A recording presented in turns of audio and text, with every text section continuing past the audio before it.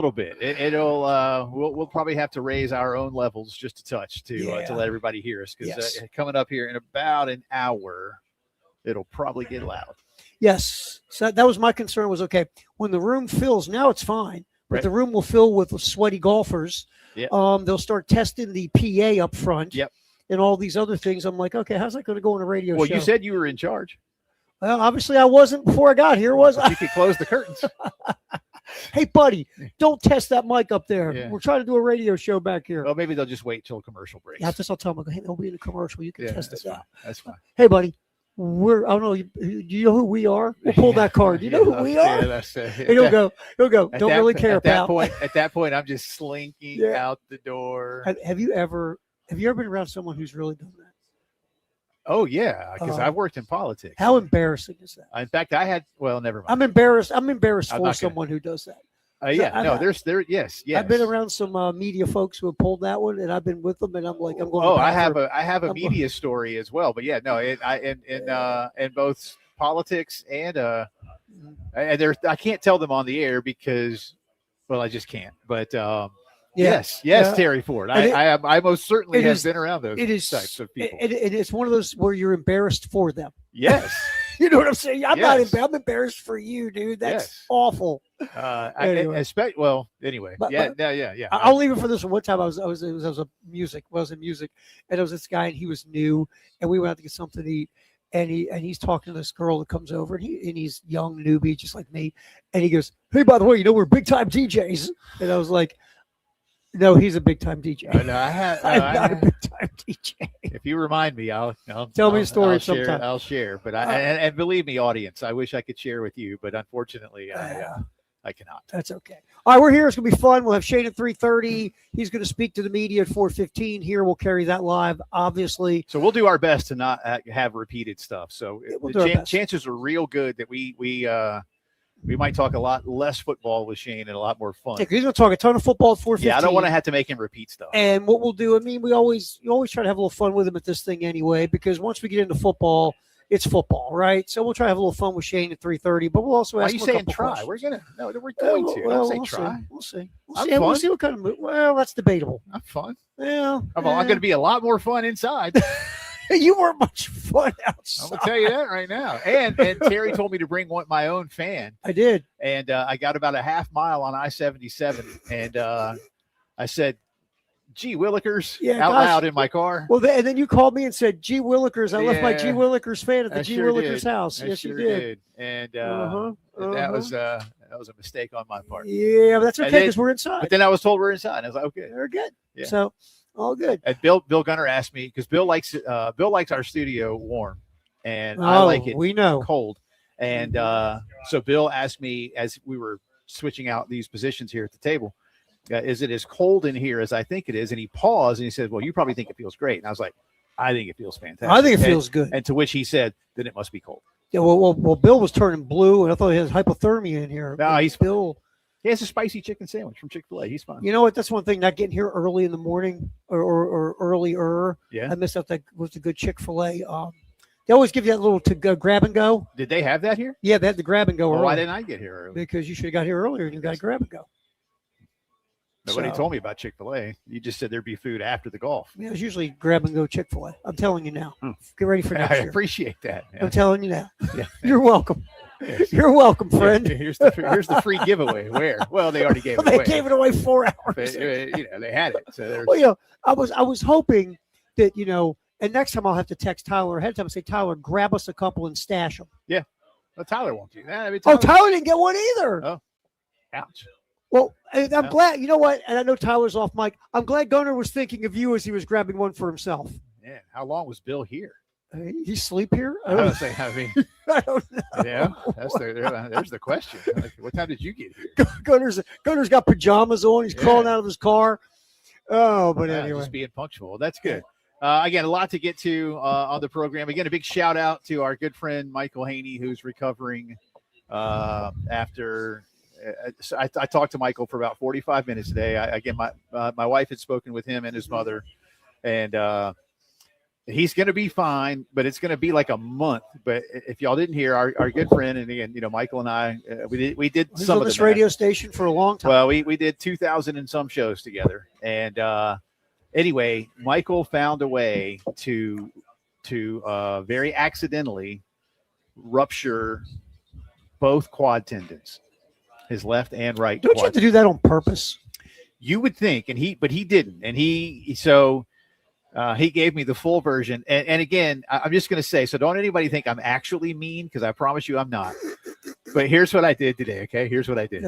So I called him, and he gets on. He's like, "Hey, what's up?" And I was like, "Hey, buddy, how you doing?"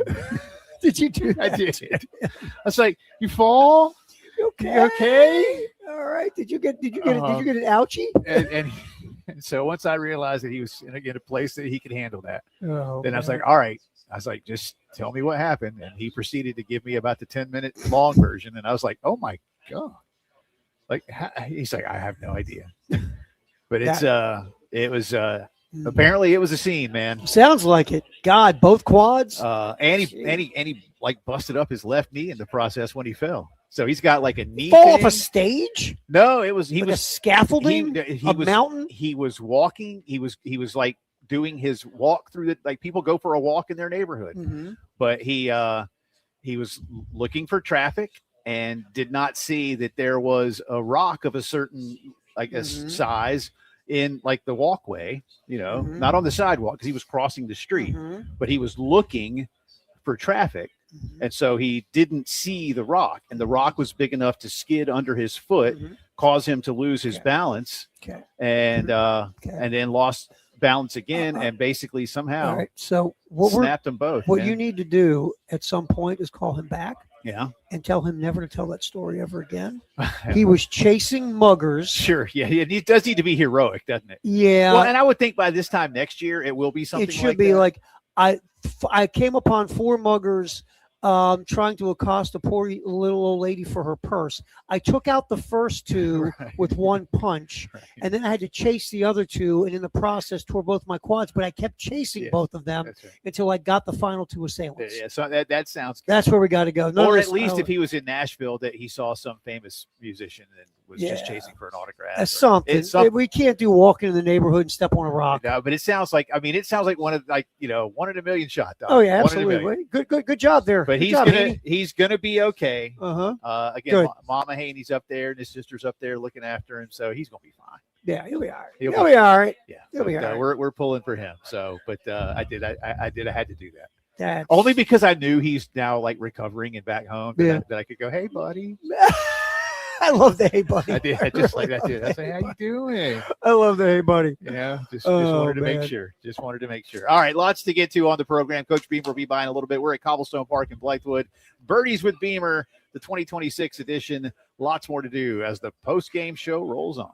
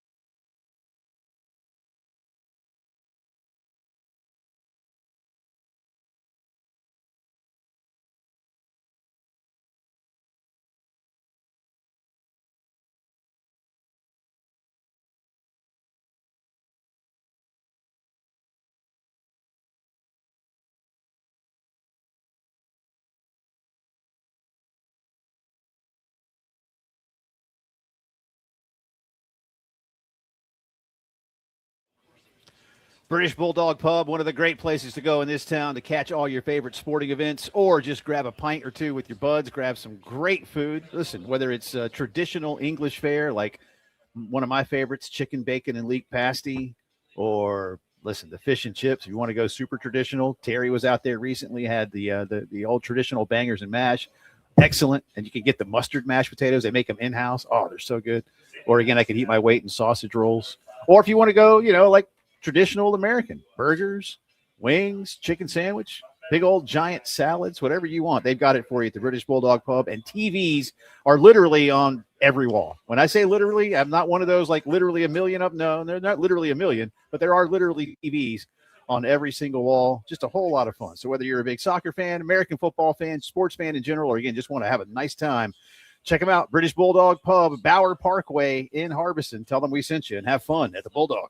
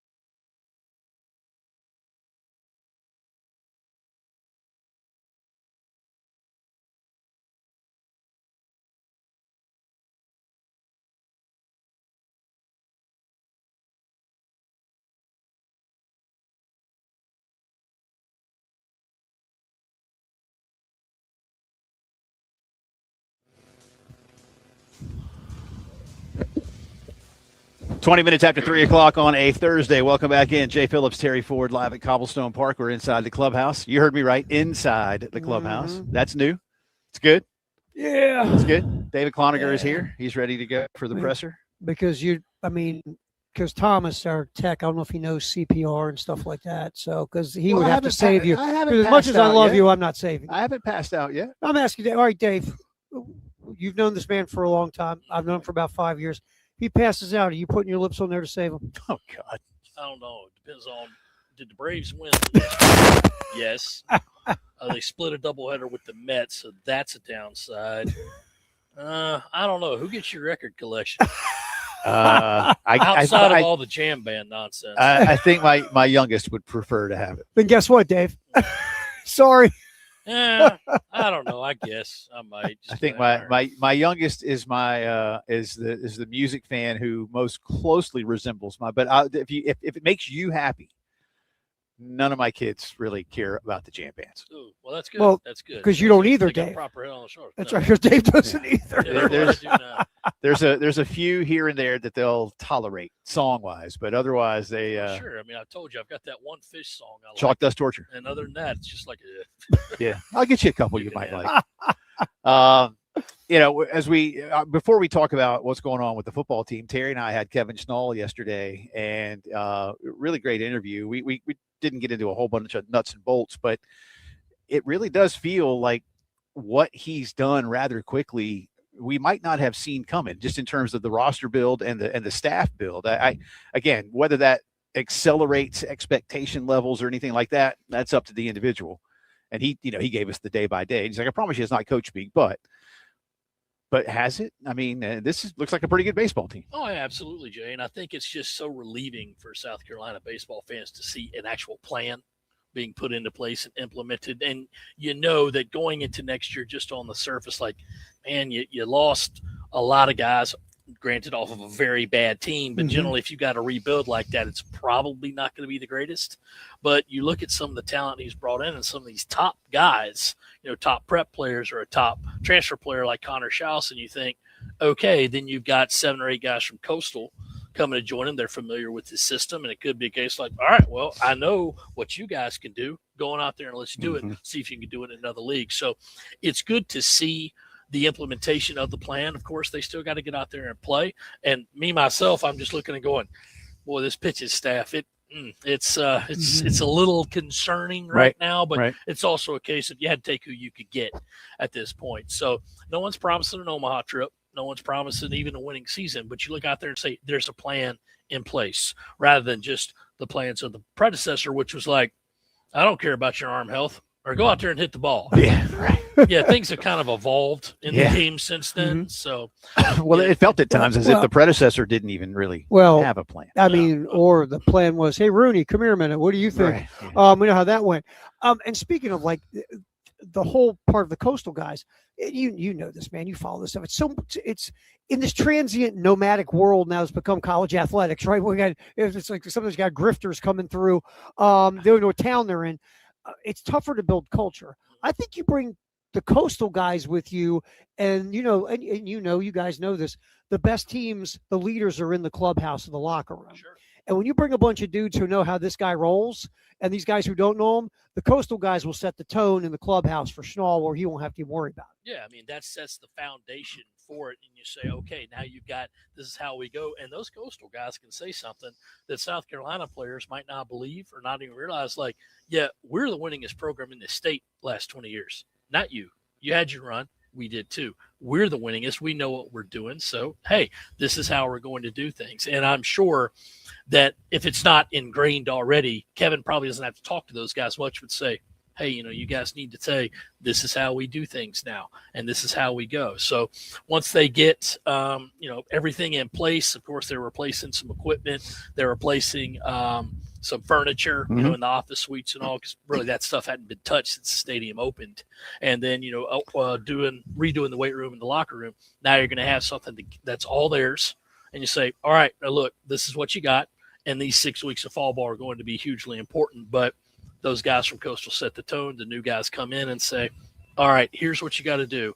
And, of course, when you get to the season, you don't go out there saying like, oh, well, we're out there to win every game. You just say, let's see what we can do. Right. It's not just the thing, of course, you want to have a postseason berth and say, let's see what we can do. And I really like how he's already scheduled the scrimmages that you can have in fall and get some real good live competition. And we know they're going to play in Conway next year. Yes. Found that out. Well, I know that's the plan. That's the plan. There's got to be a contract and all that kind of stuff. Mm-hmm. So we'll see. But that is a good thing. Of course, he said. I got a hunch the Coastal AD might like that too. Maybe, especially if it's in Conway the first year. But got to get everything, formalized and all that. So, speaking of scheduling, we don't have a full non-con yet for Lamont Paris's team, but we have gotten some pretty good announcements this week. I love the fact that Maryland is back on the schedule. First time they've scheduled the Terps since the late 80s. They played them in 05, but that was not scheduled. That was part of the NIT. And then Southern California and Arizona State. So when you put Clemson and NC State, that's pretty good. Yeah, it's some good names. I realize Maryland didn't have a very good year last season, but they will get to play them on a neutral site in Baltimore, yes. which you would know. How far is that from College Park? About what, Terry, in traffic, 45 minutes, give or take, right? So give or take. Give or take, yes. Give or take. It depends on when you're going. Well, it depends on when you're going. Yeah. So, but about 45. But it's those names that when you do look at a non-conference schedule at the end of the year, the selection committee is like, whether maybe those teams are good or not, it's names. And you say they didn't just schedule 13 cupcakes. They scheduled 5 or 6 guys that, all right, this is who you need to play, and that's what they got. So it was good to me. I'd heard that they were going to have another, it's a neutral site but against a name. I'm like, well, thanks for narrowing it down. But then it came out and said Maryland. Okay. And of course, as soon as I was thinking it, the first comment I got or email was like, man, I remember the day that Reebok nailed Lefty. Yeah. Well, I thought so much about it. I wish I'd been alive at that Terry, time. and that's what I said, because I wasn't either. Yeah. And Terry and I talked about it yesterday, that we'd love to have, that's what we miss Tommy Moody to tell. Boy, Tommy, that's one of Tommy's like top 5 favorite stories. Oh, Tommy, well, the first time as soon as I showed up, Tommy was like, remember that Maryland South Carolina fight? Well, I wasn't really around for that one, Tommy, but and he got the video for me, showed me the YouTube, and as soon as the Maryland thing, Jay and I were like the Lefty story of one of his players, right? Comes into the locker room holding his head, Coach, I hit 2 or 3 of those Gamecock guys. You better get me to the hospitals. They take him, they get X-rays. It's negative, right, David? So the next day they're watching the film of the game, and this guy who said he hit 3 people was hiding under the scorer's table when the brawl was happening. On that note, with Maryland, have you gotten any word about a game in the future that you're might talking about a return? Yeah. Well, since this one's at a neutral court, I think that they're at least going to try to do it, and it'll kind of be like the women's game with Southern Cal. The last year they played on a neutral site at the Staples Center, right? 10 minutes from Southern Cal's campus, and this year they're going to play in Greenville. So I think they're trying to work something out like that. So maybe Greenville or Charleston if they wanted to play in South Carolina. Yeah, but I mean Charleston, it would be where are you going to play? I guess North Charleston, maybe, but that's the middle of hockey season. So there you go. That's one thing that you got to look at that. But they would probably look at Greenville. Of course, Greenville's got its own thing right now, saying, "Hey, it's they're renovating the Bon Secours. Yeah. I'm not sure how that's going to affect things, but so far it's like, well, so no water aerobics. Yeah. Oh, but it's one of those things you got to do, and hopefully they'll go up there and pass muster and do all that. But main thing, what's today? The 30th, 31st. 30th.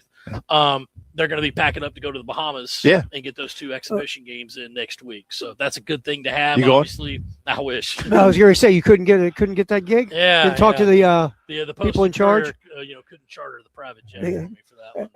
Maybe next the good news, real quick, before you break about these non-conferences too. It's like you're getting Maryland when they're rebuilding and retooling. You're getting Arizona State when they're rebuilding and retooling as well. At Southern Cal, it's not quite locked in yet in multiple years, but so these are some winnable pops here. Yeah, sure. That's right. And that's the kind of thing that you have to have just to pad that non-conference. Obviously, we know SEC schedule is going to be the most important.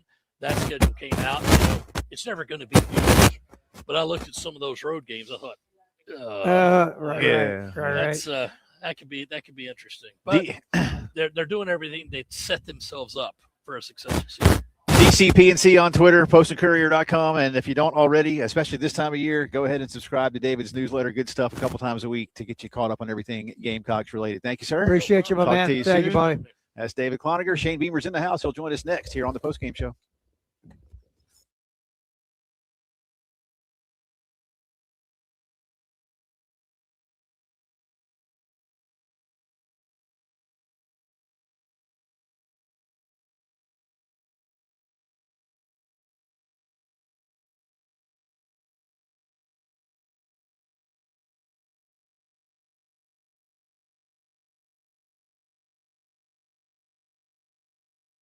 Integrated Media, ready to make sure that everything you watch is looking and sounding better than ever, especially as we are getting closer and closer and closer to football season. Get ahead of the football rush, 803-948-8327.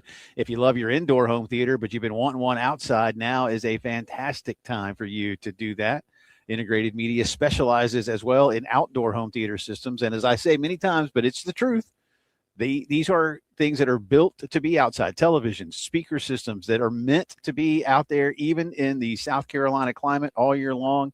You can even get an in-ground subwoofer rock the neighborhood, thump the neighborhood, whatever you want to call it. Get it done with integrated media. Plus home security, home lighting. They can control your thermostat, and you can get it all onto one app wherever you have an internet connection. They're ready to make it happen for you. So like I said, get ahead of the football rush. Indoors, outdoors, one room, whole house, 803-948-8327. Nobody better than integrated media.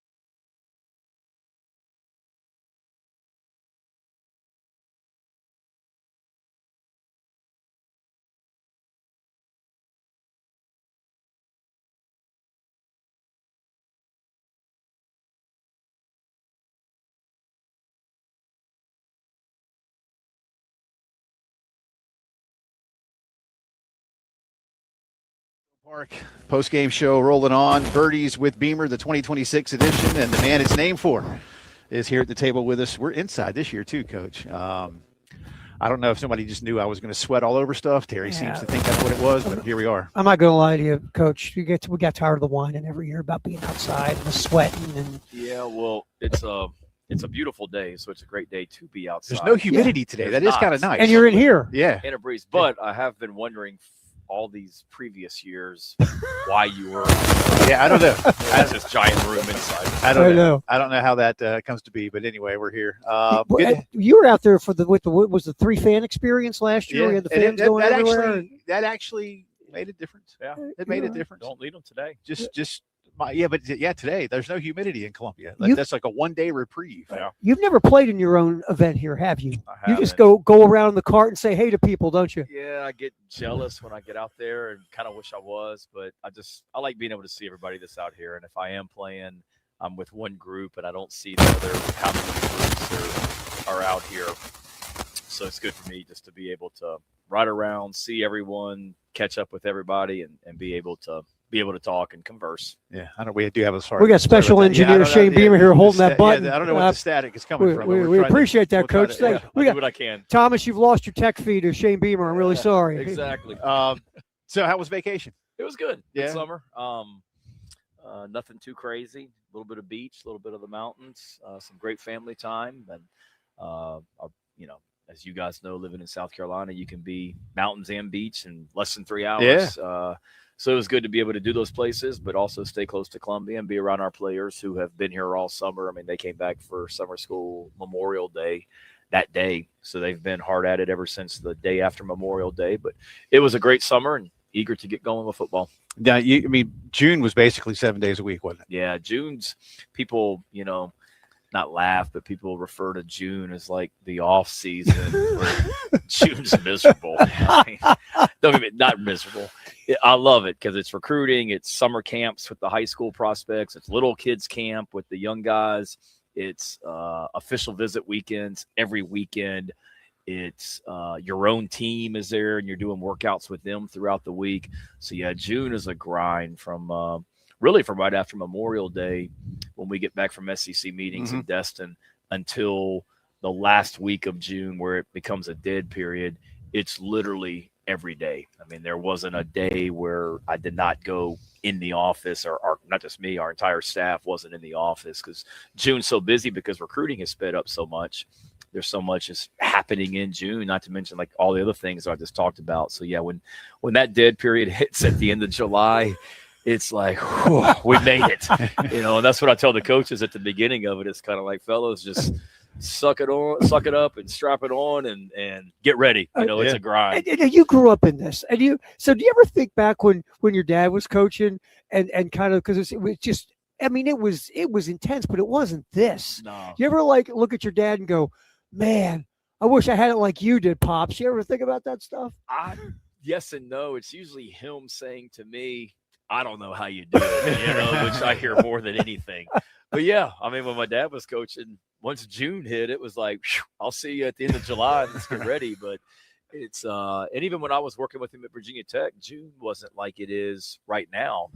But now with signing day in December, and players make decisions before their senior season, that's turned June into a busy month, which don't get me wrong, I love it. I don't want necessarily the calendar to change when it comes to that. I love the December signing period. And if the grind of June is what allows that to happen, I'm all for it. And then really enjoy ourselves in July and be able to kind of get away and recharge a little bit too. Last week, or I guess, at Media Days, we talked to Nick. And so I want to ask you about camp counselor Nick Harbor, because he seemed to enjoy that. And I thought to myself, and he brought it up too, that's a real, I think, sign of growth for who he is. But what was the camp counselor part like for him? So he was awesome. And a lot of our guys were. We allow our guys at our summer camps that we have for high school football players. Our players will be some of the camp counselors, and we don't make them. It's totally up to them. And I've seen the guys that, they come out there and tennis shoes that aren't even laced up and backpack on their back, and they're just there to say that they were there. That's not Nick. Nick was coaching, and was passionate about it. And it says a lot about him that, one, he has the confidence from a wide receiver standpoint to be able to get up there and talk to those other high school receivers who are really talented guys that we had at our camp about playing the receiver position. But then just the fact that, he could be anywhere on a Tuesday night or a Saturday afternoon in the month of June, and instead he chose to be out there with those, campers. It's pretty cool to see him and the other guys that we had that were involved in that. South Carolina head coach Shane Beamer hanging out with us. Birdies with Beamer here at Cobblestone on the postgame show.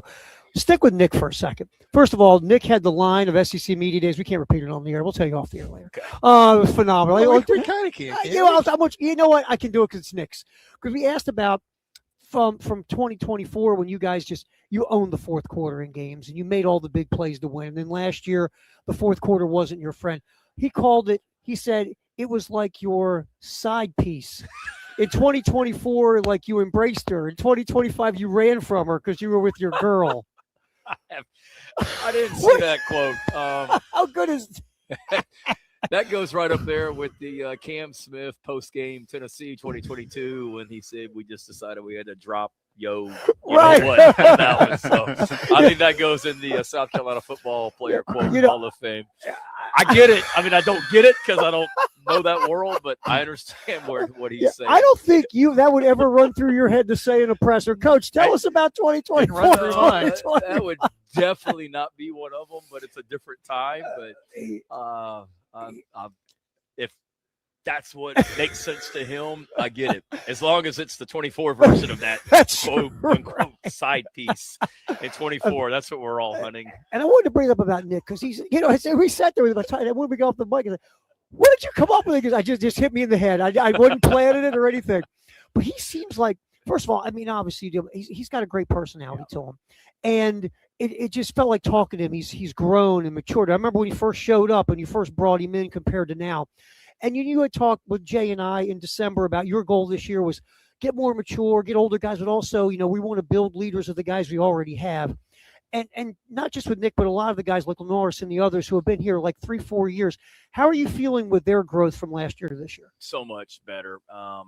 Those guys that are a year older, talked about it last week in Tampa. I mean, we're about to have a 3-year starter at quarterback. That's unheard of in college football in a lot of ways, which is crazy to say. And then we've got a lot of guys that, have been here since, Peyton Williams played in 20. So when you've got so many guys that have been around, they're invested,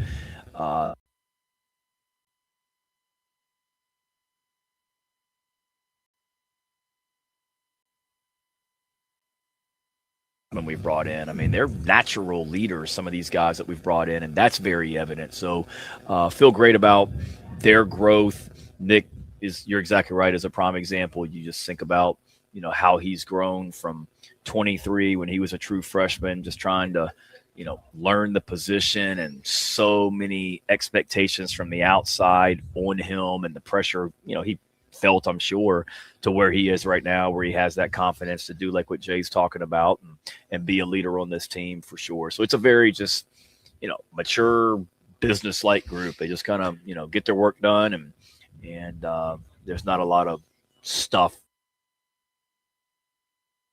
Their work done. Have you found yourself even subconsciously, for lack of a better way to ask it, maybe looking more for those leadership qualities, or did you maybe see them stand out and say, all right, you know what, I need a little more? Would there be a trade-off of, all right, maybe he runs a 4.5, but he's a lead, and I'm just, but have you seen that maybe that's something you've done as a recruiter? Yes, certainly. I always talk about finding guys that, love football, love to compete. Those are two qualities that, we're always looking for in guys. And to me, if you love football and you love to compete, there's probably some natural leadership qualities in there. And so certainly that, but you can go, whether it be in high school recruiting, and you go to a high school practice and you see how a guy handles himself and whether he's respected by his teammates or not. In the transfer portal, where a guy's coming from, was he a captain? Did he have the respect of his teammates? That type thing. I think those are all things that you're certainly, always looking for, always have been. But nowadays, from my standpoint, it's more, I'm more cognizant of it than ever, because I realize what a difference it can make for sure. And I know a lot of schools are in the same boat, and I don't mean to paint any broad brushes here, but Coach Signetti has talked so much about the thing. I mean, and it just seems like everybody kind of went, oh, maybe what Coach Sig is talking about, it's like bring in the older dudes. Yeah. And I've even seen that with some of the teams that I follow on the other side of the pond with soccer, that one team was too young, and all of a sudden they're bringing in like 35-year-olds, and the new coach said, because our guys don't know what they're supposed to do. It makes a difference. No, it does. I did a study, just looked at the last 3 national champions, Michigan, Ohio State, and Indiana, and the number of fourth and fifth year players they had on their team, it's mind boggling. Right. Like all three of those had a huge number. Mendoza's 30. Yeah, he's got kids. I mean, geez. Something like that. I mean, certainly it's big. Those guys have been through the battles and have the scars, and there's not a lot that they haven't experienced in college football when you're an older guy. Right. And when you get on the road in this league and it's a dogfight in the fourth quarter, you better have those guys that, they're going to look to the coaches, but they got to be able, the players, need to be able to look to their teammates and say, okay, he's got it under control. We're good. And the more of those guys you could have, the better. All right, now, but between us, because we're off the air now, we're just three guys talking. Yeah, Swear to okay. God, Coach. Speaking of Cincinnati, do you guys silently as a fraternity cuss what he did at Indiana? Because now everybody's expected to do what Cincinnati did at Indiana. I wouldn't say silently cussing him. There's much respect for him, but there's certainly a, give them credit. But now everyone thinks that it can just be done, just like that. Yeah. And there's no question about it. You can flip your roster and change your team quicker than ever. There's no question about it. But, they had a great coach, older team, number one pick in the NFL draft at quarterback. All the things that you want, they had on their team last year, but certainly have our respect. I don't know about, cussing them silently, but certainly, there's 100, however many other, Power 4 teams that are trying to do what Indiana has done. And as the other 100 and whatever it is have shown, it's not that easy. Right. We'll come back on the other side. You mentioned scars a minute ago, and I have a story for you about a good friend who maybe needs a little shout out. So we'll do that. And Coach Beamer will be giving us a press conference in about a half hour or so once the guys come in off the golf course. So plenty more to do. And Shane promised a lot of secrets behind the scenes about what they're planning for the year. He says he's going to tell everybody everything. Cool. Yeah, exclusive coming up after the break. There it is. Look at that. Look at that guy teasing. All right. It's the Look at post game show.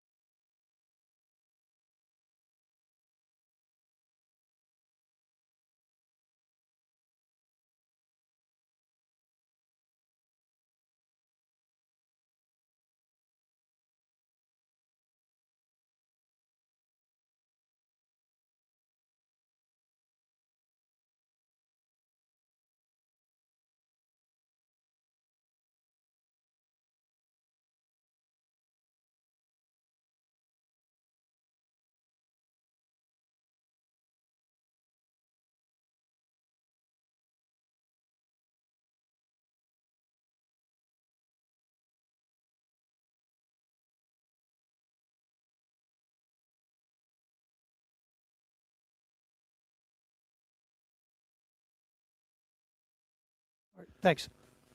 All right, 9 minutes in front of 4 o'clock on this Thursday. Welcome back in, Jay and Terry. Birdie's with Beamer. Coach Beamer is with us here at the table. Charles Bloom hanging out. Thomas is making sure we don't screw it up. Kale's at Master Control. Thanks again to David Cloninger for joining us earlier. Yeah. We called him the warm-up act. He was okay with that. Was he okay with that? Yeah, he was fine. Yeah, once we saw Shane come, hey, Dave, beat it. Yeah. Time to go, Dave. No offense. So before we do anything else, as you probably remember, Coach, the first time that I met you face-to-face at least was at a Spurrier golf outing. You and I and Michael Haney and others were playing in the same group. And so flash forward to here we are, 19, 20 years later. Michael is a little under the weather. That's a nice way to put it. Somehow tore both quads and busted up his left knee. I don't know what the advice is at this point other than watch where you're going. Yeah, that's a interesting story to say the least. Don't wish that on anyone. I hate that he's going through that, and we wish you well, Michael. Get well soon, my man. Yeah, I called him, and I'll say this on it. I told Terry earlier, but look, he's like a brother, right? So I can hopefully get away with this, but I said, "Hey, buddy, how you doing?" And I think he was okay with it. I think he was okay with I think so. But his mom's up there, his sister's up there. He'll be fine. And Jay and I talk about it, and maybe you can help. We're going to come up with a really good story to take out the truth, because the truth, he can't tell the truth ever again. Yeah, the truth can't be slipping on a you rock. lose all cred if I like Terry's. Terry's story was good. Terry's story was chasing 4 muggers, caught 2. The other 2 got away, but I still ran. And one thing led to another. And even though I tore both quads, I crawled and grabbed them. No doubt. Whatever it takes. That's right. Yeah. If I'm coming back around just to family stuff real quick here, you're getting one of yours is getting close to choosing colleges, right? Oh man, really? I believe we have an upcoming senior. Yeah, which is wow. How's that working out for you? Yeah, how you doing with that, there, my man? Terrible. It's we've got some really good friends here in Columbia whose daughter is leaving to go to college outside the state of South Carolina next week, and I see what they're going through, and I'm like, man, I'm going to be doing it next year. Hopefully she's not leaving, but yeah, she's going through that process right now. So that's, different, and it's just hard to believe. I mean, I drove to Charlotte the other night for a dinner, and they were born at the old hospital. I guess it still is a hospital, but it was a hospital that delivered babies back in 2008, right there off Faro Road. Yeah. And you can always see it when you're going on 77 North. And I drove past it the other night, and I was with my father-in-law. I'm like, that's where the girls were born, which literally seems like yesterday. And now they're getting ready to go to college, and Terry's got one graduating college, and you got them. My youngest is at her orientation at the University of Maryland as we speak. Wow. That's my youngest. Wow. Yeah. Point that out. It's hard. I'm not looking forward to that. So certainly savoring the time that she is in the house right now. Even though when she is in the house, she barricades herself in her bedroom. Yep, exactly. And I'll come home, and it'll be like 4 hours later, and I'll say to Emily, like, are the girls home? And she's like, yeah, they're in their room for 4 hours. Remember when there was like, let's run downstairs and say hi to Dad, and let's hang out with Dad, and that's over. That's what I told him. I go old school on Terry. Like sometimes I'll walk in the house and used to, Daddy. Now it's nothing. So there'll be some days where I'll just walk in and I'll say, no, we're going to do this all over. I'm going to walk back outside, shut the door, and I'm going to come back in again. And when I come back in, y'all are at least going to acknowledge me. Like, you don't have to run over here and hug me, but at least like say hello. Yeah. What's up, Dad? Give me something. Oh yeah. It's been a hard day. Like, you need to. Who's this going to be harder on, you or Emily, when it comes to college? She's probably listening right now, but I think me. She'll tell you that I'm a daddy, girl dad, and those are daddy's girls and all that. As she likes to say, they can do no wrong, no harm in your mind, Shane. So I think me, but it'll be hard on both of us. But they're both great girls, and we got an awesome son who's turning 13 tomorrow. He's turning 13. Wow. Tomorrow. Yeah. I remember he wanted to go to Dude Perfect 3 years ago in Dallas, and now he's 13. No doubt. Still want to go to Dude Perfect. We did that this summer too. But yeah, he's 13 tomorrow, so growing up fast. Okay, quick question. How long does it take them on average to answer your text messages now? Long. And absolutely. It's mind-boggling because they have their phone on them like all day, every day. And it's just like, and I love my wife, but I love you, Emily, if you're listening, but sometimes it's the same thing. Like I know y'all have your phones. Like, why is nobody answering the text? So this morning I sent my youngest just a message of like, hey, love you and have a great day at orientation, and I'm with you. And I know it's like 30 minutes before she has to be on campus, so I know she's got her phone because again it's glued to her. Yeah. And it's now 3:57, and guess when I heard from her? No, I haven't. Right, you have not. I haven't. You have Exactly. not. And all I said was, "Love you, have fun." Yeah. Just having a thumbs up. There's two things about this though. A, when they need something, they're right on it, right? Right. And B, if you don't answer them, Yeah. what's going on? Like with your wife, with my girlfriend, the same thing. She can take 17 hours to get back to me. That's fine. But if I'm not within like half hour, what are you doing? Yeah. Where are you going? Who are you with? What's going on? Yeah. It's like, wait a minute. Yeah. You'll go a whole day without getting back to me, and, That's right. and that's okay, Yeah. right? But we don't get back to them. I worked for a head coach previously. He'll remain nameless, but he was notorious. Like if he sent a text message to the staff and you didn't answer him within like 20 seconds, you would get the hello with like 40 question marks. That's kind of how I am with my daughters right now. Like I'll send something and I won't hear anything, and I just turn into that coach. Hello. With like 18. Oh, hey, Dad. Sorry. Yeah, it'd be like, sorry, I didn't see it. I'm like, what do you, because you're just so locked in, but you had your phone. Yeah. Oh You yeah. had your phone. Oh, I'll give you an example. Like you're talking about. My son is going to a sophomore year of college, right? Yeah. He's changing his major, whatever. So he had a Zoom call with his advisor. So I hit him up this morning. How to go with your advisor? 5 minutes before we go on the air. This is hours later. Here's Birdie. I'll give you the answer. It went okay, Dad. He seems stoned, but everything's fine. There's my answer, Coach. Okay. I thought you were going to get Gives me great hope for the education I system. feel good about that money that's being invested, right? Exactly. No doubt. Just what you want to hear. Yeah, is like, hours later, I'll usually get fine. Yeah. Oh, yeah, that one too. Good. Yeah. How was your day? I'm glad it's not just me. No, it's No, not. it man. ain't just you, Trust my me. man. It ain't Yeah, just but I you. feel like it's the players too, like on our team, Mhm. because I think nowadays y'all probably know better than I do. They're communicating Instagram, Snapchat, whatever it is. Like I'll send a text to a player, and same thing. It's like, did they get the text? Well, a couple of years ago, I was told, Dad, you need to not end your texts with punctuation. Makes you look old. Really? And I said, Wow. I'm using. They're like, no, Dad, don't end your text with punctuation. See, I haven't heard that one yet. I have not heard that one yet. So now I don't. You know I was what I like, think is okay. interesting here? It's one thing when you're family, but when you're not getting back to the players, like, I am the head coach. Yeah. No. You know that, right? I need to change my communication or maybe call them. I don't know what it is. Punctuation. So, yeah. Stop using So, punctuation. I don't want the story to be Beamer said the players don't respond to his messages. No, that's not Sure. the case at all. But there's times where it's just a little bit longer than it should. It should be. Yeah, Exactly. Because you're the man in charge. All right, we'll get you out here on this so you can go get ready. We had Coach Snall yesterday. We talked about his entrance on the helicopter at his introductory. Yeah. Mhm. So anything you can do to You not jealous? necessarily top that, I am. but I told him that day because I saw him at the hotel they were staying in was the same hotel that we were hosting recruits at, and we had an official visit weekend that weekend. And I told him in the hotel lobby, I'm like, man, like I got hired and it was during COVID, and Ray Tanner picked me up at the airport wearing his mask, and I got in the mask and we went to the facility, and I did a press conference on Zoom. I remember. And that was it. Yeah. And you're getting helicopters and everything. Like clearly they were a hell of a lot more excited about your hire than they were me back in 2020. I asked him. I said, "Do you wake up screaming with a nightmare that Cocky is your pilot in some kind of aircraft?" Yeah, exactly. But he said he didn't, so that's good. No, So- that was intense. I think home opener, Coach Beamer, the helicopter lands at Williams-Brice right on the field. Wow. Are you in? Are you in? Yeah, that would be a tough sale. Next time there's a spring game, I think, All right. Yeah, maybe spring game would be game. good. Yeah. Spring game would be Spring good. Yeah, I don't know if we need a draw for spring game. Yeah, that's right. Good I think idea. the spring game would be good. And you could do like a James Bond hanging off the ladder thing and swing it. Yeah. You in that? We've talked. We've done the. We need to pick it back up. We didn't do it this year because of the stadium renovation, but we've always done the Beamer Ball in the stadium every year, to raise money, and it's an awesome event. We didn't do it last spring, but hopefully we will in 27. And we've always done some sort of entrance. So like 2 or 3 years ago, the big thing was me and Emily were gonna do like the first dance, and it was going to be the shag.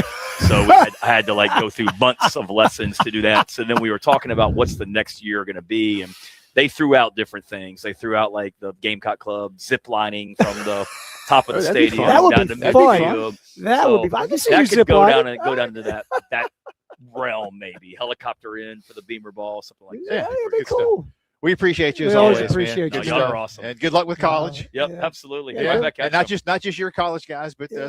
the big stuff. And the you've, dad learned, part. you've learned something today. No more punctuation. No Yeah, more I see. You want to be Yeah, hip? who You knew? want to be hip? Yep. Who knew, man? Exactly. We talked about a lot. We talked about quad injuries, Yeah. stone advisors. I mean, covered a lot on this You show. won't have another interview like this all year, man. Oh, side pieces. I mean, That's right. God. And if anybody's just now tuning in, you'll have to You'll have to- re-listen. Yeah, you that's have to right. go back on Go to YouTube. the YouTube channel. Go back You can on watch the whole YouTube thing. and find it. Thanks, Shane. Thank you guys. Thank you, Coach. We That's appreciate Coach it. Shane Beamer. And again, he has his press conference without most of those issues coming up in just a little bit. You're listening to the post-game show.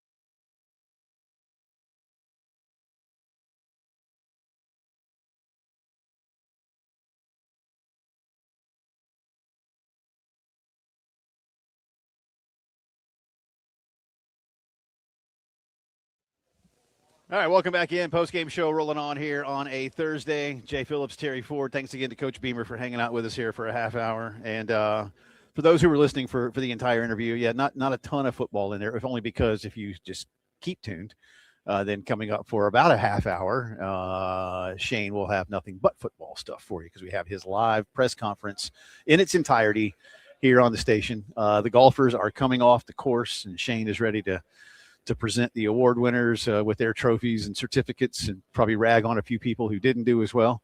And we'll get into that for you throughout the course of the afternoon too, and try to grab a few other guests as the day rolls on. Just saw former Gamecock Jones Andrews, a good friend who used to be one of my mom's neighbors back in the day, coming to say hey. So we appreciate that. And a lot more to do throughout the course of the afternoon. But and some of the things that we did discuss football-wise with Coach, getting into the experience level and, just again, how that has changed and what that looks like across the board in college football. And Shane made mention of the last three champions, just how much more experience those teams have these days than in years past. And while it doesn't guarantee you anything, it certainly does lend itself to support throughout. And I think that's something that he talked about last year that was missing, and they've filled those coffers, if you will, with experienced players. Because again, what it means full time, we'll see. We didn't get to circle back to that with him because we were talking about important things like, Well, he'll do it again. The last thing I wanted to do was basically go, hey, how about that offensive line? I guarantee you. How about this isn't tooting our own horn because we've talked to Shane so many times. He will not have a conversation with media that was like that one. No, not today. Not today. Not today. Here's the thing about it that was like, and again, you recognize things and look, you think. And I get the whole thought process going to last year. You did bring in some guys from the poor. Remember, Boaz Stanley had 7 kids, had a wife, had a minivan, just like Demetrius Knight.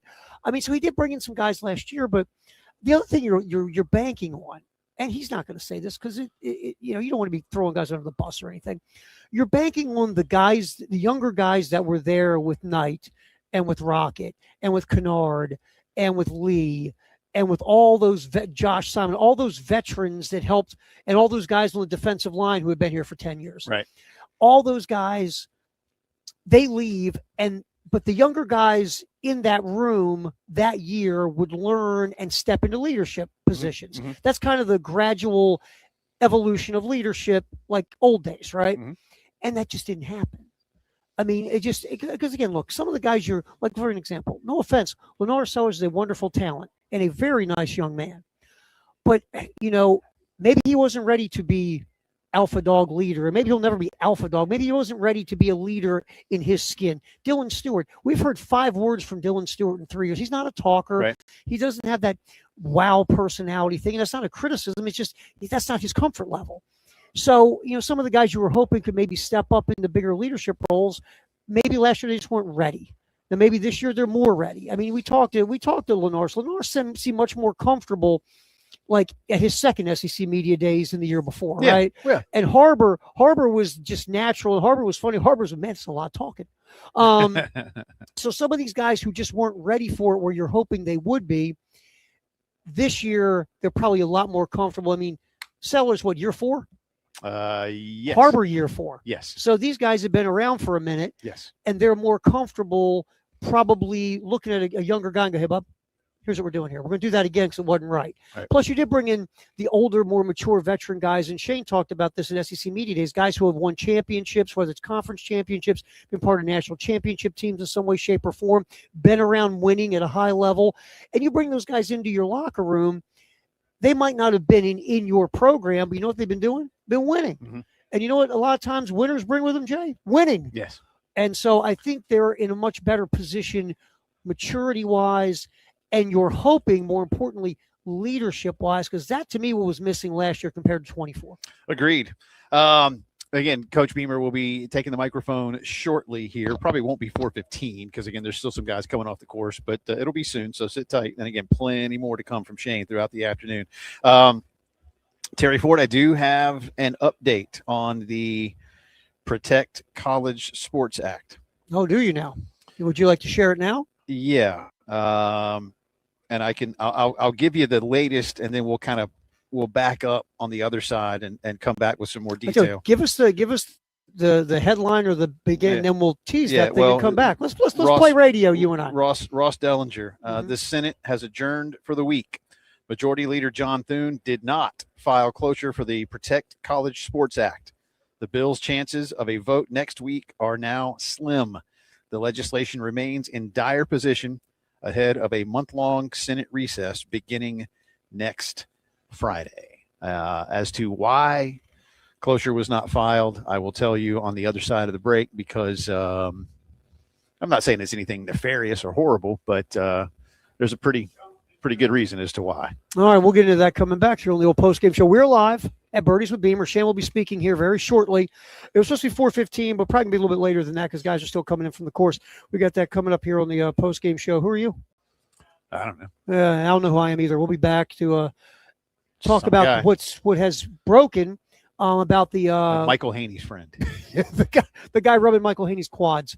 We'll come back. I said I was Michael Haney's and friend. we will give you Jay's interpretation of what Jay just talked about from Ross Dellinger about the bill in the House regarding, or in the Senate, I should say, regarding college sports. That's next here on the post-game show, live from Birdie's with Beamer on the Game Network, at the Game TV Radio on YouTube.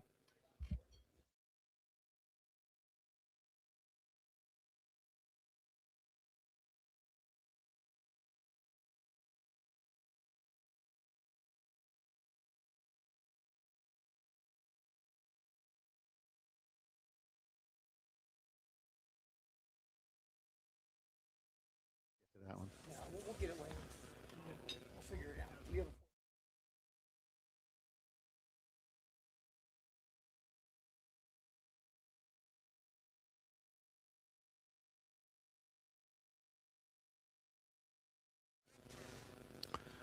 AAA Heating and Air, ready to keep you and your family nice and comfortable on these hot summer days. Not so bad today, right? All things considered, but nevertheless, you need the AC running to feel really good. 803-677-1500 is the phone number to call. AAA Heating and Air can get out to your house and inspect that system. Make sure you're good to go for the rest of these summer months, because, listen, it's going to be hot for a few more months. Or if it hasn't been running the way you need it to, they'll take care of you and let you know with true transparency pricing just what you're looking at. Or if it's time for a brand new system, take advantage of a fantastic offer. They've got a 15-year parts and labor guarantee, $1,500 system buyback rebate, and they guarantee they can get you financed to make sure that everything is nice and affordable. Love what they've done at our house. My kids are very happy as well. That's what it's all about, right? Keeping the family happy. That's what Roy and Dana Finley are all about, too. Keeping your family happy, keeping your family comfortable, and doing it affordably. 803-677-1500. Do what I've done, many of your friends and neighbors. Bill Gunner, too. Call Triple.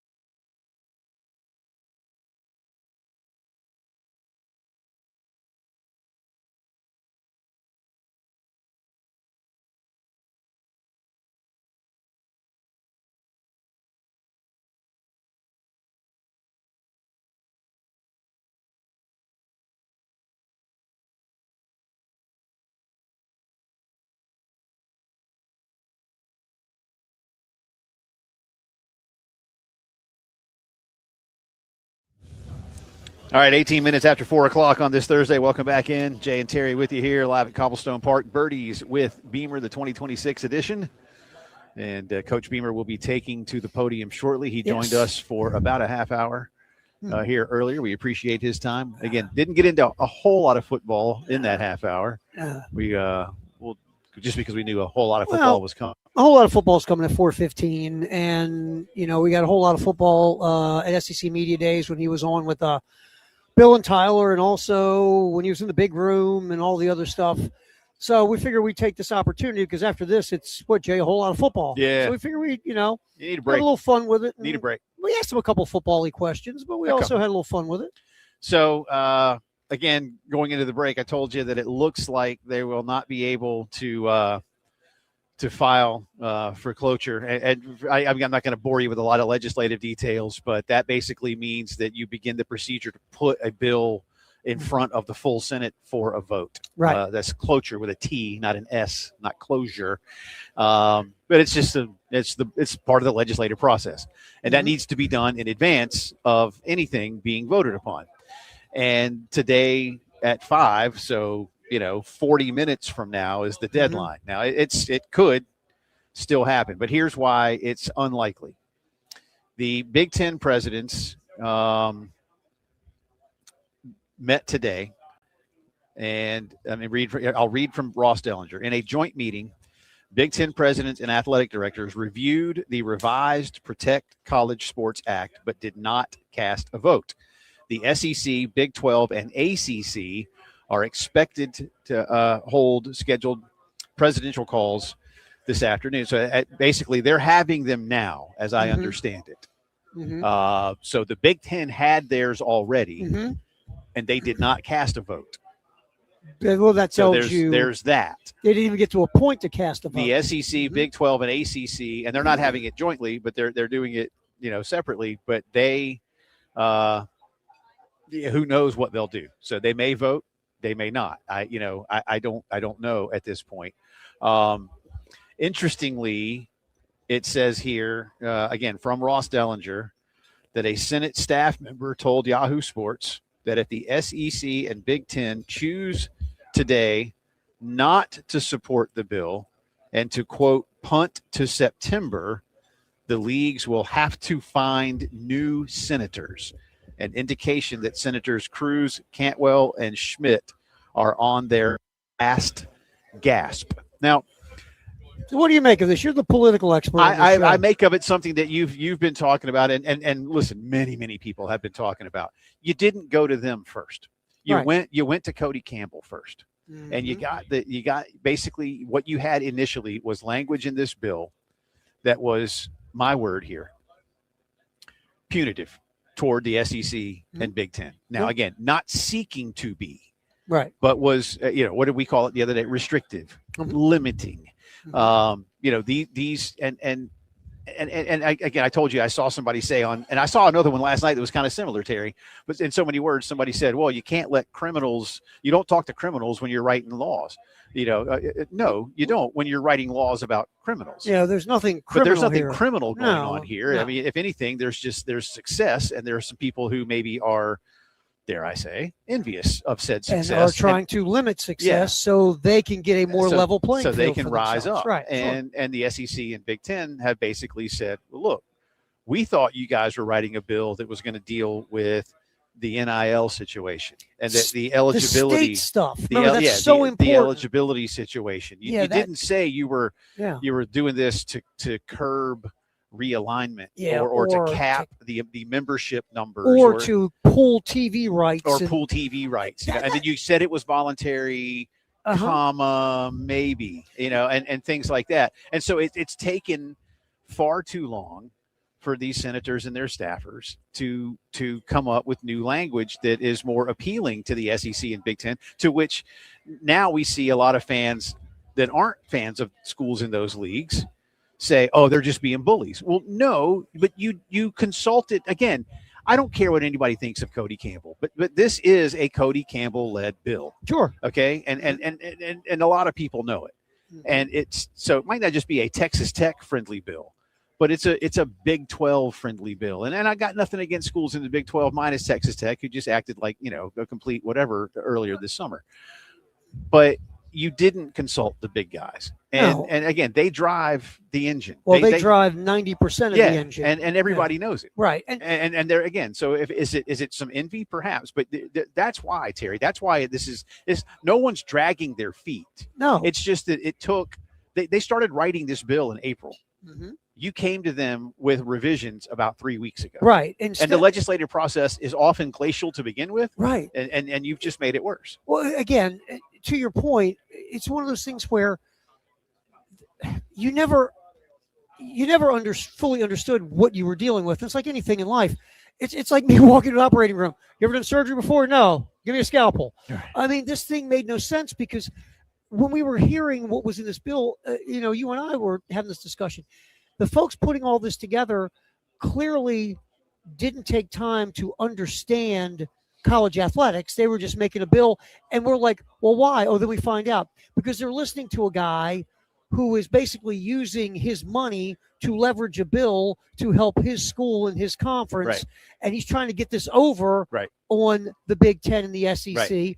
And Big Ten and the SEC went, no. Right, they and did. That's the problem. And then at the last minute, when the SEC and the Big Ten were giving input, then all of a sudden the bill started changing. But like you said, now it's too late. Well, the Big Ten and SEC were basically telling them, we're not going to support this. And what we're going to do, in so many words, is we're going to go back home to our senators and our congressmen, and we're going to tell them, don't support this bill. Right.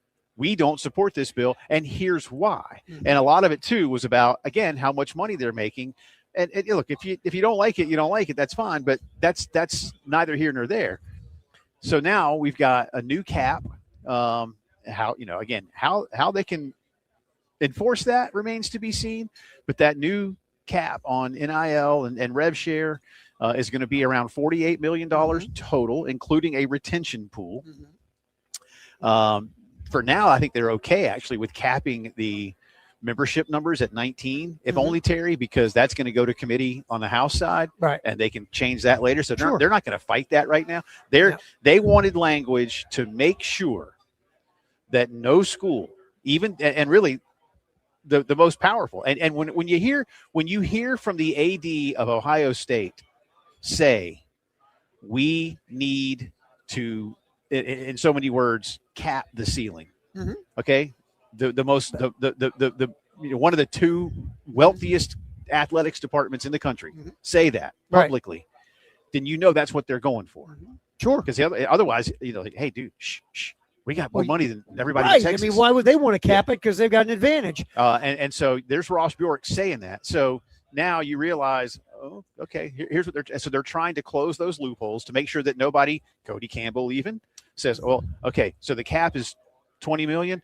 Well, I'm going to pay the offensive line unit $10 million for something. Yeah, and we're going to get our third-party partners into. And so they're trying to close those loopholes. And they haven't done enough of that, and now they're we know how this goes. If you try to get this thing through Congress and make it a bill, once that thing will hit any kind of capping without the players okaying it or whatever, you're still going to end up in a mess before it's all over with. But at least you're trying to do something, right? But here's the problem again, is when you don't go to the big dogs and the little dogs are making the rules, or the little dog who wants to be a big dog, this is where you get, and I understand the Big 12, I understand the ACC, I understand everybody outside the Big 10, the SEC. They're like, this isn't fair.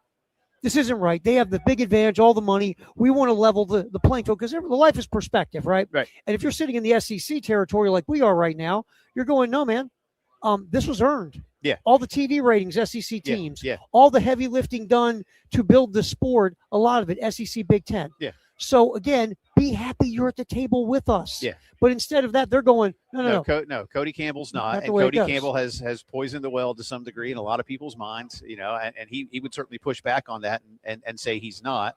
But it's quite obvious, again, that his influence is all throughout this. And that's what doomed this thing. And again, his influence was there for far too long before, to your one of your points, you realized should we check with the SEC and Big Ten on this? Well, and then when they finally did, they were like, wait, you're doing what? And that's where we are. Right. So we'll see what happens, but it doesn't look now. But I'll be following throughout the next little bit. But it doesn't look like that's going to get done this week, and that probably means it doesn't get done until September, and that probably means, I hate to say it, that it doesn't get done. Mm-hmm. There you go. All right, Coach Beamer coming up here shortly. We'll hit the timeout. We're live at Cobblestone Park, the 2026 edition of Birdies with Beamer. Looks like everybody's off the course grabbing a little chicken and barbecue, and Shane will be taking the podium here shortly, so we'll have that in its entirety. Oh, by the way, Brad Muller has sampled the banana pudding countless times and says it's good. Okay. I might go at least get some of that. I got dinner with two of my daughters later, so I don't want to spoil my dinner. I'm like my mom. I want to make my mama proud. That's right. You know, don't spoil your dinner. We'll see. All right, lots to do. Live at Cobblestone. Coach Beamer coming up. Keep it here. It's the postgame show.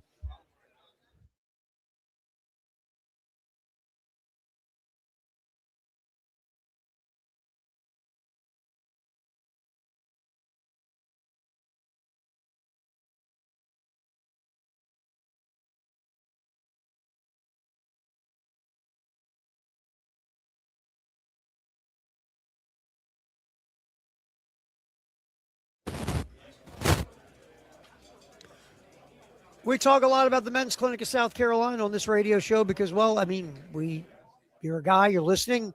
Maybe you're getting older. Maybe you're going through the things that, just happen as you grow older. Your sleep isn't as good. Your memory isn't as good. Your zest for life isn't what it used to be. You can't sleep. You just, you're getting weaker, not stronger. You don't recover from workouts like you used to. You got to write stuff down all the time. Maybe, just maybe, you're sitting around going, I don't like this. I need to do something about it. 803-875-MENS. 803-875-MENS. Men's Clinic of South Carolina. Make the call. Free consultation. Go in. Tell them your story. They'll do a testosterone test on you. Dr. Dan and the crew will come back with a plan specifically designed for you to get you back to being you again. 803-875-MENS. Start feeling like you again. Make that call. Men's Clinic of South Carolina.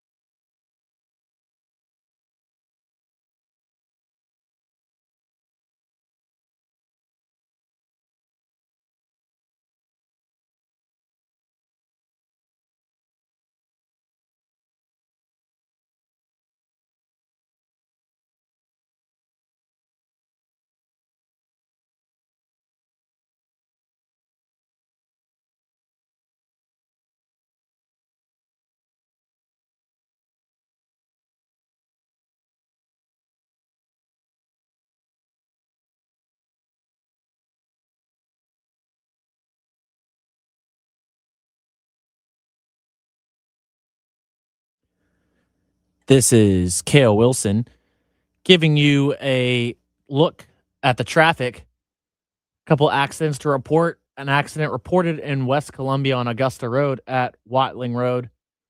An accident in Lexington on Bauer Parkway at Park Terrace. An accident on I-20 westbound at exit 76B. An accident in Irmo on Rock Metz Road at Broad River Road. And an accident on Two Notch Road in Lexington at Oscar Price Road. Coming up in just a couple of minutes, Shane Beamer takes the podium live for half an hour to talk and answer all your football questions.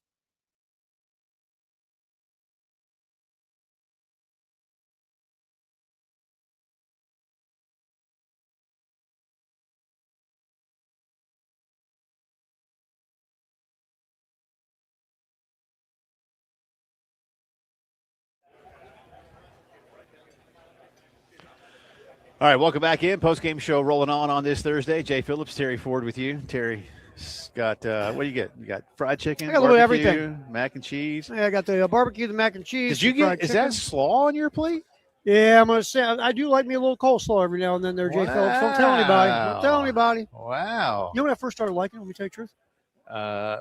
Again, Terry, I always want you to tell me the truth. Well, I very rarely do. I know, but I want you to, so you don't have to. You ever heard of like the seafood, fast food type restaurants, Long John Silver's? I have. Well, can't say I frequent them, but I've never eaten coleslaw in my life. There's a Long John Silver's, and I worked in PA. Okay. A little bit down the road from where I lived. Okay. I love me some seafood. So I went in there and I'd eat, and then finally, I always give you that little container. If you love of slaw, seafood, never mind. Little container of slaw, right? Yeah, sure. So one day I said, "What the heck? I'll try it." I've never really eaten coleslaw, and actually liked it. Long John Silver's. Had you never been to a KFC?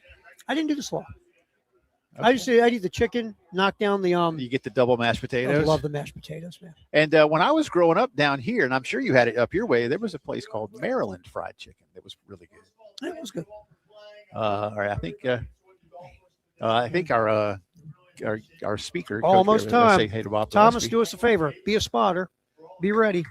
Let us know when. Shane is congratulating golfers. Yes, we're almost getting now. close to Shane Beamer speaking, and we will be turning it up as soon as it's time. Yeah, and we don't need to hear about the golf scores, though. Probably not. No, but we'll get there once Shane starts. Yeah. Was that Kendall Browse won something? It is. Yeah. I think he's good. You know, you find out that these coaches are really good at what they do, man, when it comes to golf. So, yeah. So Coach Beamer is heading up, and we'll turn it over to Shane in just a second here. Again, live radio, people, so bear with us. We are doing live radio and getting ready.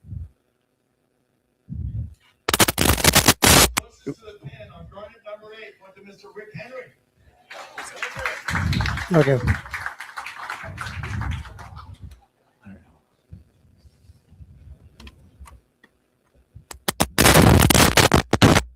Go there. Shane Beamer will be speaking to the media shortly. Our closest to the winner on black number 2 goes to Kendall Bale.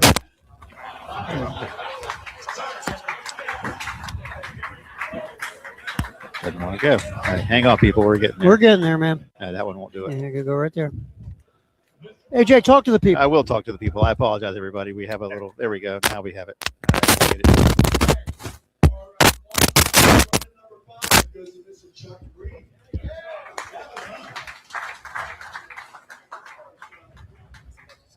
Yeah. No.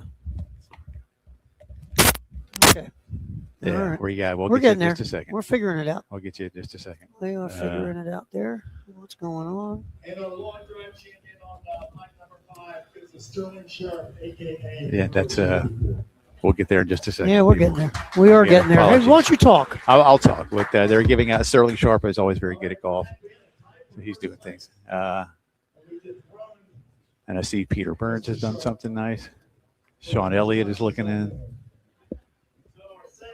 Our second place winner goes to Sterling Sharp, Harold Green, Will Andrews. Okay. I think I see the problem here, people, is that this microphone is not the same microphone. So that's good. I believe we're just on a different microphone than what Coach Beamer will be speaking on. So we're good. So you can put your headset back on now. We're in good shape. Yeah, this is a different. So we thought we were. Microphone. Yeah, we thought we were. We thought we were on different the microphone. different It's microphone. okay. So as we await the golf winners, live at Cobblestone Park. Yep, A lot of applause. Congratulations to all these people. And there's a big Yes. trophy coming for the winning team. That's a big trophy, man. It's a big, gigantic. See, trophy. back in the day, Steve Spurrier liked to win and hated it when he didn't. Really? They won a few times. Yeah, now he was competitive, man. Shocking. He was You know competitive. what's funny? Yeah. I never realized a lot of his history. I watched a SEC story on him Yeah. a few years ago. I didn't realize how good of an athlete he was in high school. Yeah. Here we go. He could have gone just about anywhere, and chose Florida over Yeah. UT, which did make people. He was a heck of a baseball player. In Yeah, high school. he could have been in Heck of a basketball. basketball Yeah. player. He won state titles, and Yeah. he liked to win. Jay. Well, and he won that Heisman Trophy. Did he? Yeah. Never heard of that thing. Yeah, no, he won the Heisman Trophy back in the day. So So he was what he we was- call a winner. he competitive. Yes. All right, we're competitive. still waiting for Shane Beamer to hit up the podium, and when he does, we apologize for a couple minutes. Of Yeah, sorry clunkiness about there a that, minute y'all. ago. We It really was, are. I painful know it's not for fun to listen to. We don't like it either. And basically, they were on a different mic than we thought they were on, and we Yeah. were like, "Oh, geez, they're not on the mic we need." So we Yeah. apologize for our clunkiness. But, Holding your trophy. but I hear Shane now, so we do have the I think mics we're gonna ready be to go. okay. Yeah, Joe's we are. like the We're caddy at a good. golf tournament. Yeah. Yeah, 4, please. I hope he doesn't say anything You you good, shouldn't Michael? say. Well, No, his All right, mic's thanks on. to everybody Here we for go. coming out. First of all, thanks to Michael. Excited to have him now back as in this lead role, working with media relations, along with David and Kent, who do an amazing job and continue what Steve Fink has done. So miss Steve Fink being out here. I did see the picture he posted on social media of his swole body last week. So I can't wait to see him again. But Michael obviously did a great job working with us beforehand, and then working with Lamont and the basketball program the last couple of years. And he'll do an awesome job in this role. Great job by him organizing this and putting it on. Thanks to everybody here at Cobblestone and your team for your help. Course looks great. Everything here at the course is amazing. So appreciate you guys hosting us every single summer. And then thanks to Casey and his team at Backstreets for the awesome gift cards. We're looking forward to being back at Backstreets on Thursday night next month for Carolina Calls when we kick that thing off, and appreciate their support of everything that we do. Thanks to all of you that participated in it today and taking an afternoon to come out here and have some fun on the golf course and spend time with us. And then appreciate all of our great friends from SEC Network that were here today. Peter Burns and the winning team. Congrats to Peter and his squad. Saw them play a couple holes, and I knew they were going to be tough to beat. So great job. And then Alyssa Lang and Roman Harper being here also. Appreciate you guys coming down from Charlotte and joining us today. Thought the pace of play was good. I know it got bogged down over there on number 2, the par 3, because our offensive line coach set up a bar in his backyard for everybody to stop at. So I think I speak for everybody. Clem, thank you. I know everybody enjoyed that as well. So one time for Clem in the backyard bar. Thank you, Clem. But that was certainly good. It was good to have David from the Athletic here today. This will be his first and only tournament that he plays in over here on number 9. I was having a conversation with Alyssa right to the left of the green, and a golf ball landed on my golf cart that somebody had hit from. In his credit, it was a heck of a shot, because I think you're about 240 yards out probably, and hit a great drive in there. Pulled it a little bit. In his defense, I should have left because the group before us had left, but Alyssa and I were talking. Ball landed on the golf cart. It was David. So great shot. Sorry about that, but we won't see you back next year, David, after that one for sure, man. But again, I'll be brief. I know I talked to all you guys, and for the most part in Tampa last week. Don't want to hold things up because I'm eager for you to get the chance to visit with all of our coaches and staff that are out here today. Just an update from where we are. Finished our summer program this morning. The players did. We've had a great summer. We'll talk more about that next week in the press conference that we have when we kick off preseason camp. But really like the work that our guys have put in. Today was the last day. We're giving our players a long weekend off. Friday, Saturday, Sunday, Monday. They'll come back in Tuesday, work out for a couple days, ramp up as we get ready for the start of practice. Thursday, they will report, and then Friday morning will be our first official practice of 2026. Can't wait to get going. I know you'll ask about injuries. Really nothing new from from last week. You'll ask about Peak and Dylan Stewart, same as what I told you last week. They're progressing nicely. They both got really good checkups, or they had doctor's appointments this week, and everything was positive. They're trending in the right direction and eager to get back out there and get on the field, and know they will be here really, really soon. And then, as I said, got all of our coaches and staff here today, Darren Usher and Brian Bachman and Rex Hogan from our recruiting and personnel department, who do a great job. And then all of our football staff members, coaches, are here today to visit with you. Really, really pleased. We were talking about it yesterday, just as a staff, the chemistry and the buy-in, everything with this group has been awesome. They've been fantastic. Congrats to Kendall on winning his closest to the pin today, out there on the course for sure. And really like this group and excited to get to work with them here next week when we start practice. Any questions before we get you with them? Of course. You knew that. Shane, going into year 6, is there one biggest thing that you've learned from your first 5 years as a head coach? Surround yourself with great people, players, coaches, staff, and certainly have done that with the coaching staff that we have this year. I wouldn't say one thing that stands out, David. I think it's just you understand kind of what's coming now. You always think you're prepared for the role of being a head coach, and you can prepare in so many ways, but until you actually sit in that chair, you have no idea all the things that come across that desk and the things that you have to, get to manage and deal with. And now 5 years in, there's not much that happens that hasn't already happened or that's unexpected. Maybe there's always unexpected things, don't get me wrong, but just having a better understanding of kind of what's coming next and how to prepare throughout the year is probably where I've grown the most in my time. Shane, as you head into preseason camp, what are some of the things immediately you kind of look for, like in terms of just, what you want to see checked off the boxes? Yeah, there's a lot when you go through all the different positions. I mean, I think the first thing for us is, we're coming out of the summer where you've done everything in the weight room, and then you get on the field and you're actually practicing football. It's different. And how our guys, I know they're going to be in great shape, but just acclimating to a football practice and how they handle the physical demands of that. We've got some guys that I'm excited to see early that weren't here for spring practice, whether it be from transfer portal guys that we added or high school recruits that didn't sign with us but weren't here in spring practice. Eager to see them. Really pleased with the summers all those new guys have had, but looking forward to seeing that early on. And then really just, Jack, all the competitive battles we have at every position and what that receiver room is going to look like and who kind of separates himself.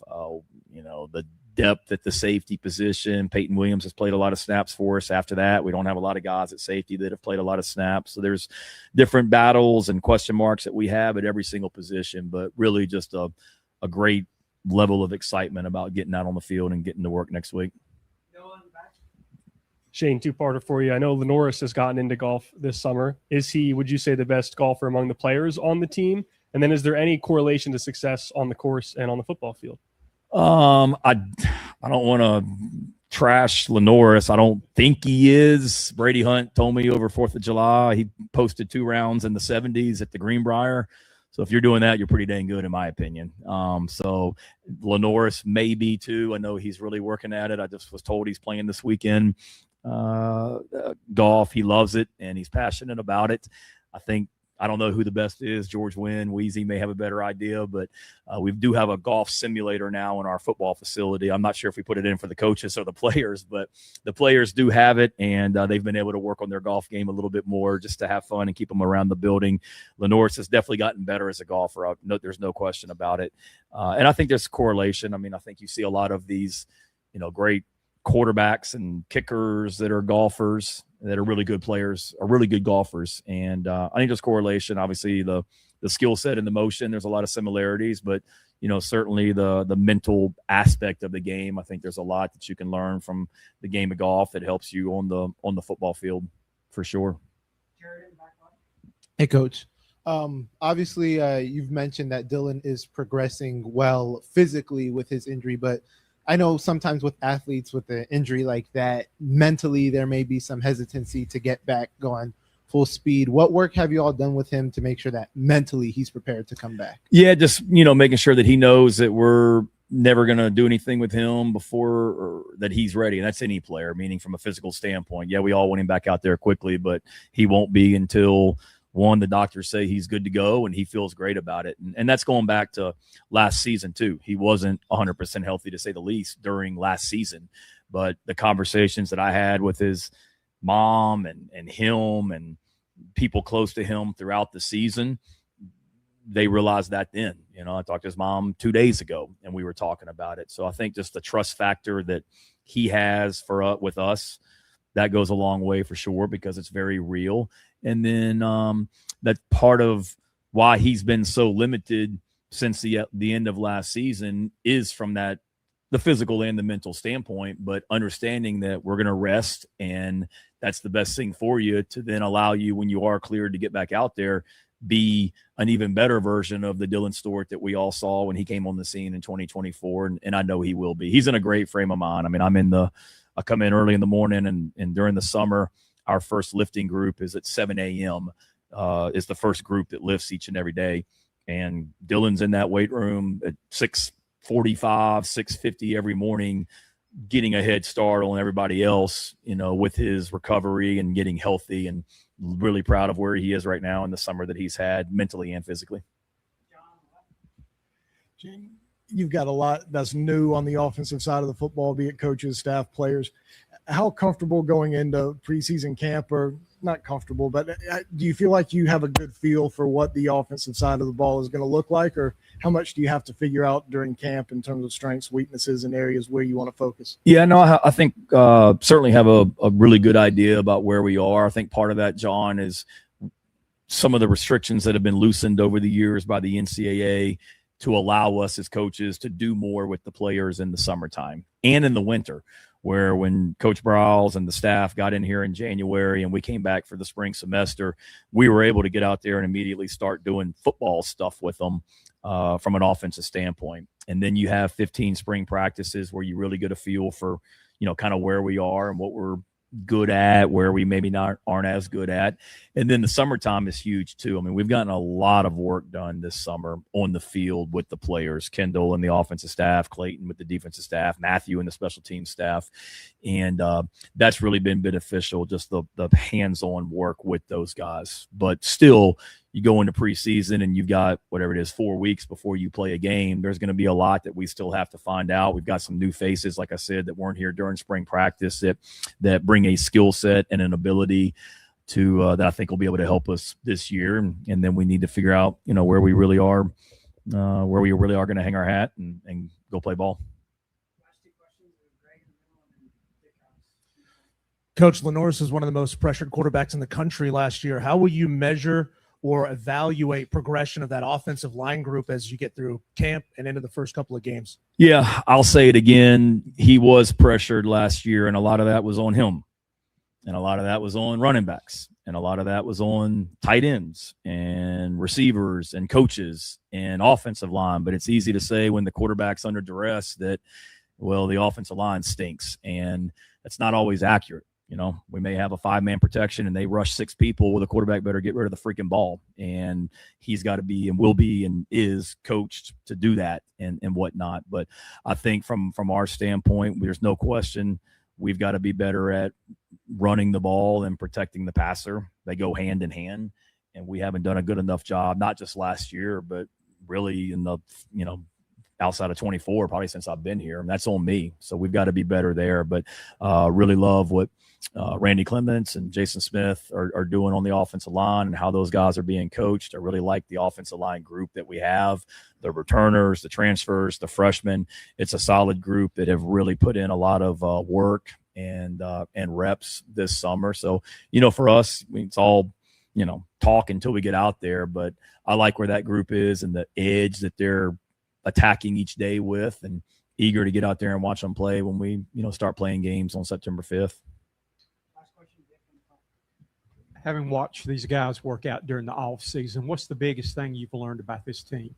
I'd say just, and I think I've said it publicly plenty. It's just a mature group, Dick. They handle their business. It's an older group of guys that have been around for a while now. They're very intentional about just coming in the building each day and getting their work done.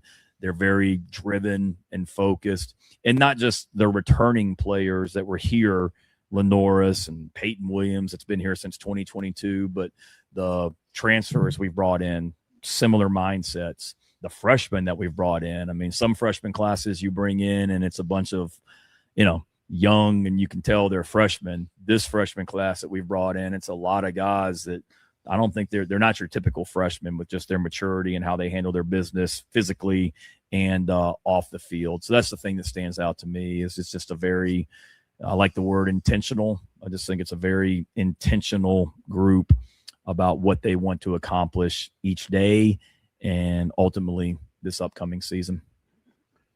Good. Thank you, guys.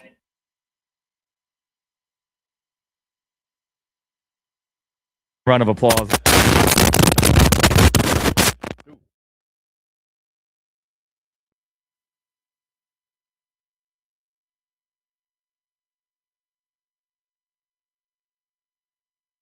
We know that wasn't the media giving a round of applause. No, well, media is not. We're not supposed to do that kind of thing. We don't do that kind of thing unless you're Ole Miss. Yeah, well, I don't know. Coach Mike Furry is hanging out with us here right now. How often, when Shane's done with a staff meeting, do y'all applaud? Just give standing ovation every time. Why not? Right? When he comes in and when he leaves. Sure. Well, so how was your 12 hours off this year? Your 12-hour vacation, how'd it go? Yeah, it's been went fast. It went fast. It's this whole off season's gone fast, and so everybody's excited to get back to work next week and get this thing rolling. There's a lot of excitement around every room and the camaraderie around the building. So it's a real exciting moment right now. Time right now. Going to start you with something we talked with Nick at media days and something that we threw by Shane, but I think you're even more in tune. And let me ask it in a long way so you can give a long answer. But Nick was a camp counselor this year at football camp for the different ages. And in the answer that he gave Terry and me when you guys, or at least when he was down in Tampa, it was like that's what Coach Furry was talking about. Or, that's when the light and things that as he's teaching, he's also understanding. And obviously he's still growing and developing. So, and I said, man, that's a real sign of who he's become. Right. So, that's not really a question, I suppose, as much as just an observation. But from your point of view, what does all that tell us about Nick? Yeah, I think the biggest thing about Nick is he's experienced. He's gained confidence from his experience. And again, he was 18 years old when he showed up, and now he's 21 years old. Yeah. So and wasn't a wide receiver. And that's right. And didn't even play the position. Right. Hasn't really caught a lot of footballs in his life. And so all that whole transition, the gain of the confidence gaining, the maturity level where he's at now, all that stuff is played into a factor of him just continuing to grow as a person and as a player, and like you said earlier, and that's when the light starts going off. You start understanding things, and you can start applying to them, applying things to your craft on a daily basis, and start to feel more comfortable with those things and seeing things faster and then be able to react to things faster. And so that's all part of growth. And so I know he's excited. He's grown up a lot, and it's been fun to watch. We're with wide receiver coach Mike Furry here at Birdies with Beamer. Should we call Birdies with Furry next year? No. You don't want any part of that? You'll get no ovation. Coach, staying on Nick Harbor for a minute. Here's a guy who never played the position. Right. And he's coming into the SEC to learn how to play wide receiver. Now, again, he's got all these physical gifts we all know about. But then you got him in year 2, I think, of his development. Right. What in your mind, as you worked with him, what was the toughest thing out of all the things he had to learn? What was the toughest thing you think for him? Yeah, I think the biggest thing was just confidence. I think he's got a huge heart, right? I mean, the kid is his heart is unbelievable, and he's got feelings and he has emotions, and so when you are trying to do so much because you want to be so successful for this program and help us win football games, and it might not be working out at that time, that can become discouraging. And so I think when you look at his progression of just his confidence of now he knows what he can do. He's done everything that we've asked him to do. He knows what the assignments are. He knows what certain routes take and releases, and just even in the run game. I mean, he's become an unbelievable just because of his physical presence. And so he's now just believed, I should say, really, to answer your question, he's believed in everything that everybody said that he could become.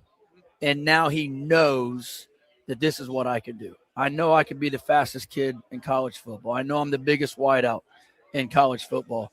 And it's amazing sometimes because we sit back and we don't understand why when you're 18 years old, you wouldn't believe all that right away.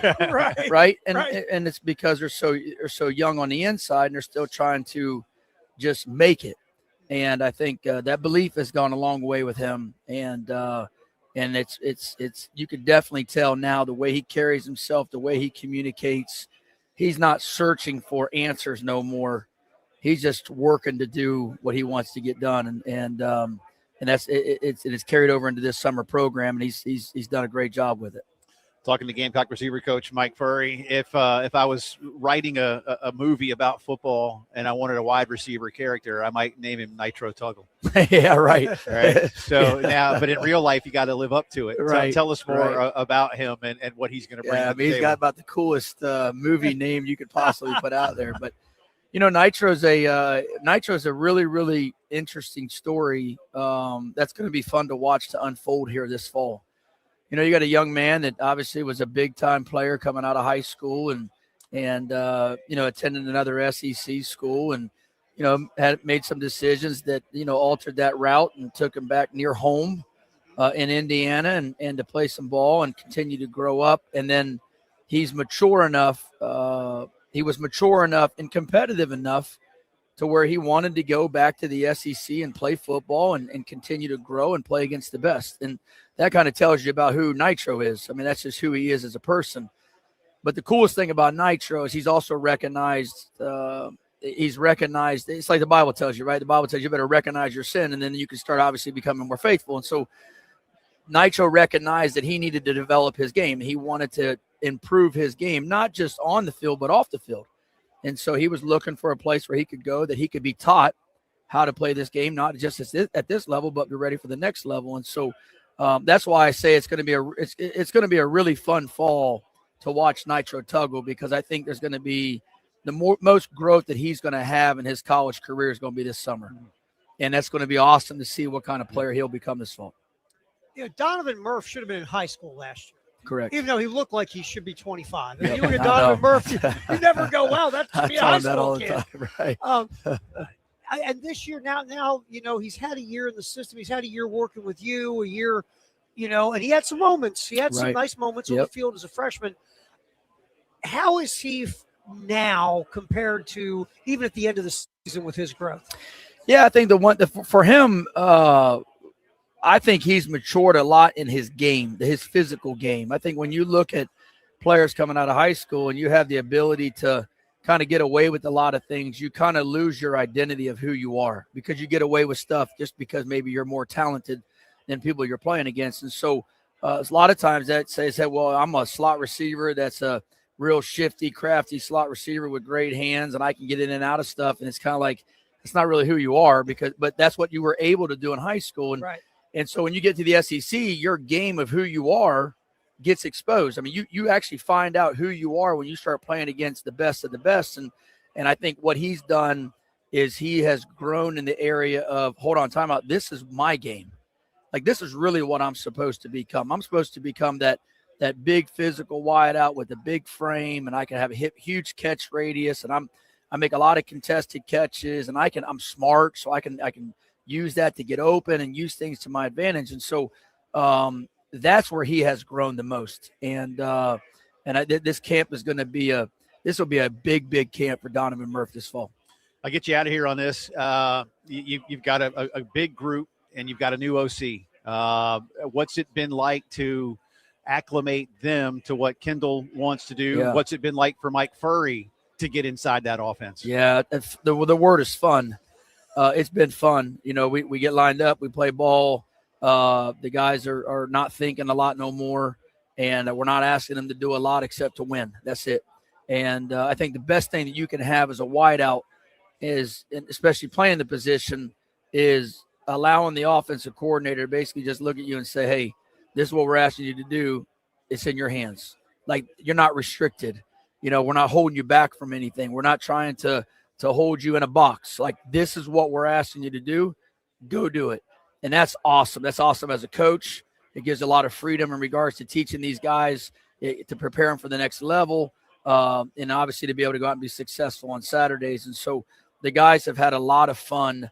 We have all had a lot of fun. And I think Coach Beamer hit it up there, the camaraderie on our side of the ball, with obviously Coach Elliott and I coming back, and then with Coach Drayton and Brawls and Clem coming in, and Smooth and all these guys. I mean, we've had fun since day one. And there's no egos. There's nobody, looking down on each other or anything like that. It's just, hey, let's do everything we can to help South Carolina win a lot of football games for Shane Beamer. Right. And let's have a lot of fun doing it.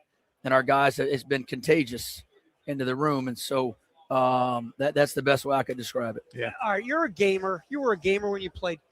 You still want to go out there? When's the last time you saw? I can still go out there and run around. When's the last time you had that run through your head? Tell truth. About yesterday. I actually have to tell myself, a lot of coaches wear cleats. Some guys, especially at our position, wide receiver coaches will wear cleats to go out on the field, because you want to show them a release and a transition, and you want to be able to get your cleats in the ground so you don't fall or slip and be embarrassed. And I have to hold myself back a lot to say I don't need any cleats, because that'll keep me. But you guys already know, when you're highly competitive, when you're been doing it your whole life, and your work ethic has allowed you to become successful to your standard, what you've done in regards to playing, that stuff has never left. And but the coolest thing I get to do is I get to live it now through our kids, and that's what I'm really excited about this fall, because we have as you mentioned, we have a really deep room that a lot of them are going to be really, really successful. A lot of those guys in this room are going to become really, really successful. The question is, which ones are going to be that in 2026? And that's what we're looking forward to. You got to get in the flag football league, Coach. You got to do something to I'm get that good. out, man. I'm good. I appreciate it, man. Thank you. Coach, I'll hit that thanks for your golf time. ball as hard as I can. Appreciate you, man. Appreciate it. Good Thank stuff. you, guys. Good to see you Stay again. blessed. That's Coach Mike Thank you. Furry, Gamecock wide receiver coach, and a new offense and a lot of fun this year. We hope to see it real soon. Lots more to do here. We'll get a few more assistants throughout the afternoon, and away we go. Hour 3 of the postgame show rolling on from Cobblestone. It's the postgame show.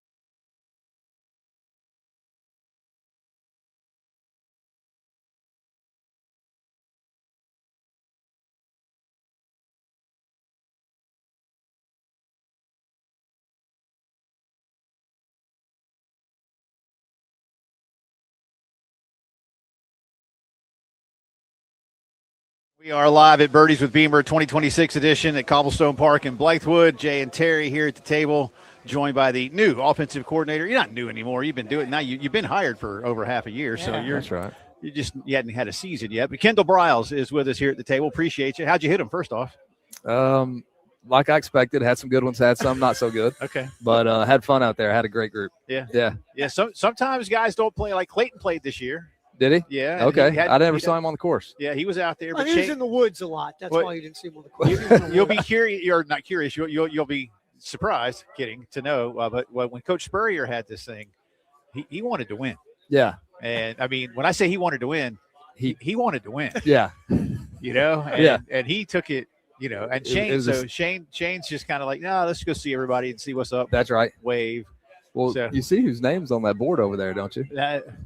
Who is it? You? Oh yeah, closest to the pin. Okay. Yeah. Closest to the pin. Oh yeah. Nice. I won a sleeve of balls and a hat. So. Congratulations, man!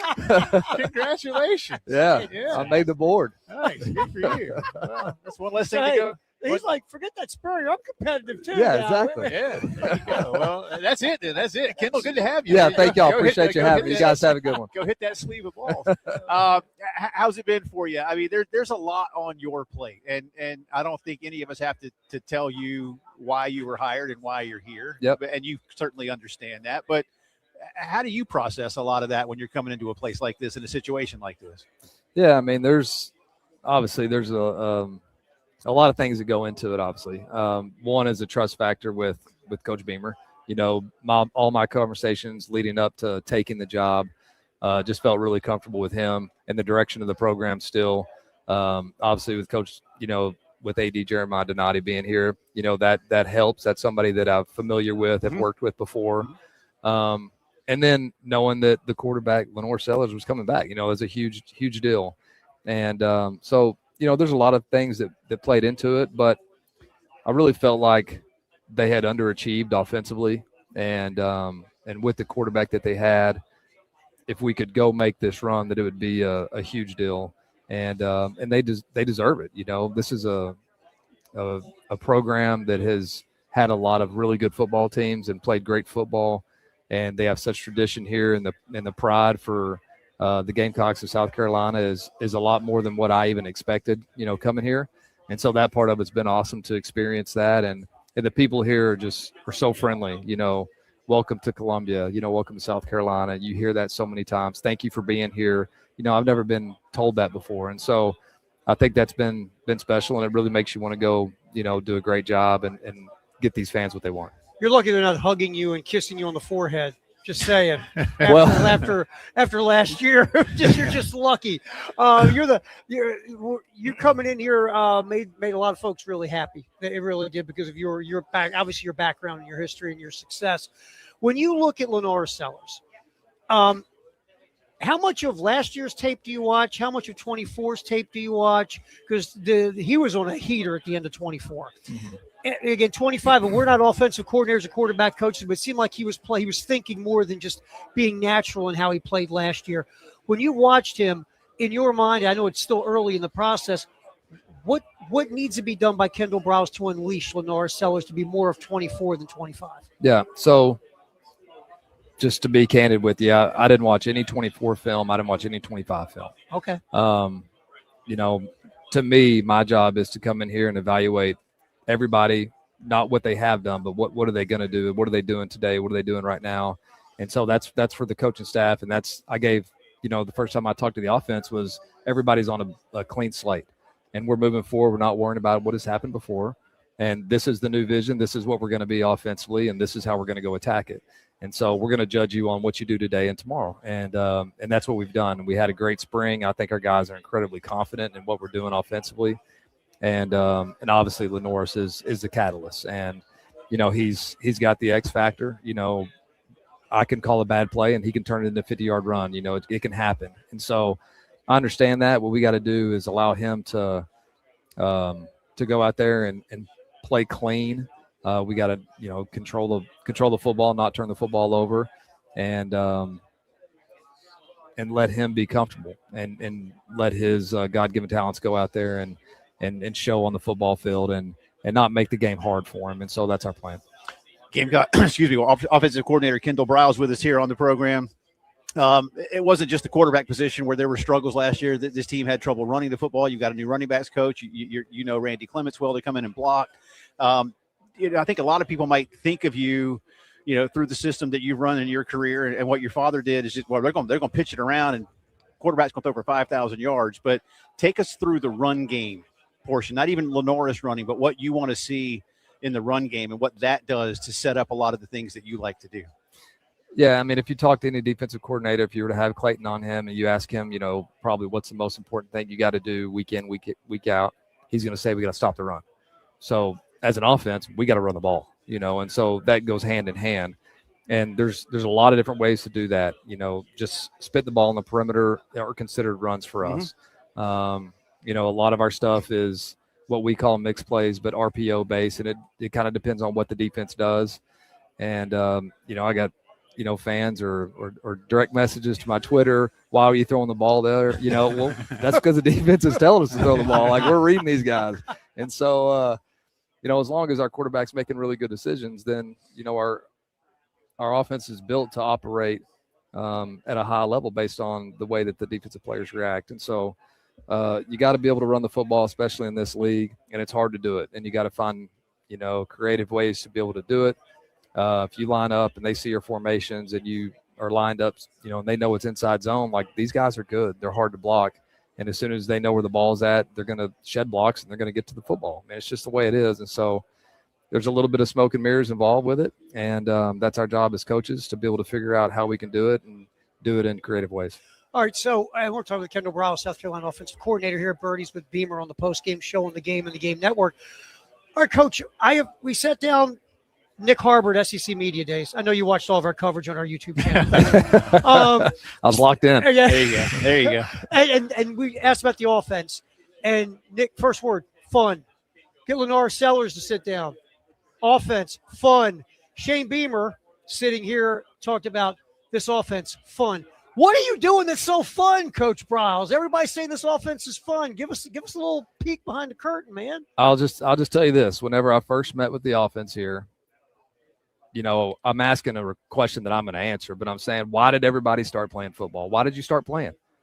Because it's fun, right? And so that's why these guys play the game. So a lot of times coaches do too much to make the game where it's not fun anymore. And obviously, we're going to make sure that we're holding guys accountable and they're going to be doing right and all those things that are involved with it. But we got to allow them to play free.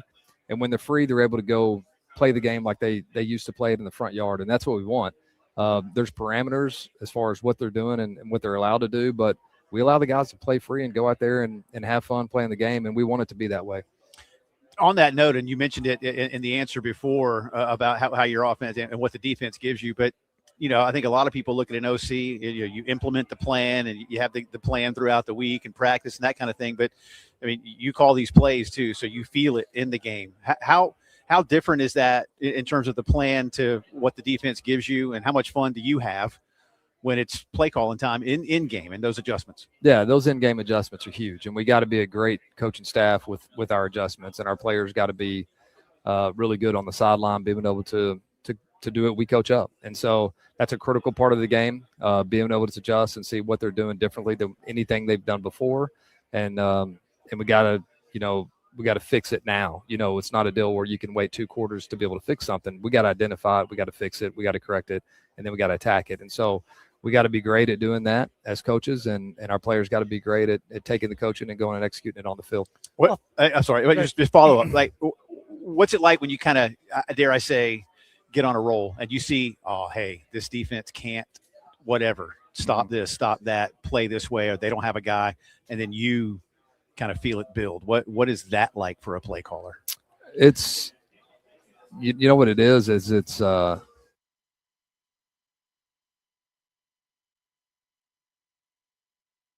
but if you can get them to bite the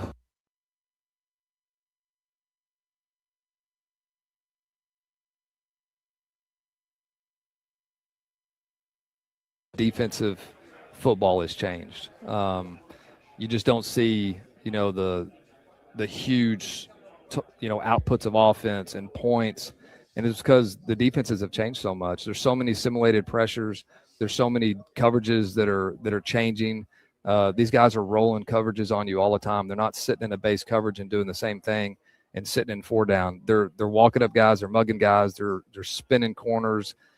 Safeties are running down and playing at the line of scrimmage. There's just so much stuff that happens that can get them out of position and you can capitalize on, but also it can cause problems. And so I think defensive, coaches have done a good job catching up with the game. Whenever RPOs first started, 10 years ago, really 15 years ago, we were doing it with RG3 in 2010, but they've changed and it's become a little bit harder at times because of all the line movements and different things that they do up front to run the football.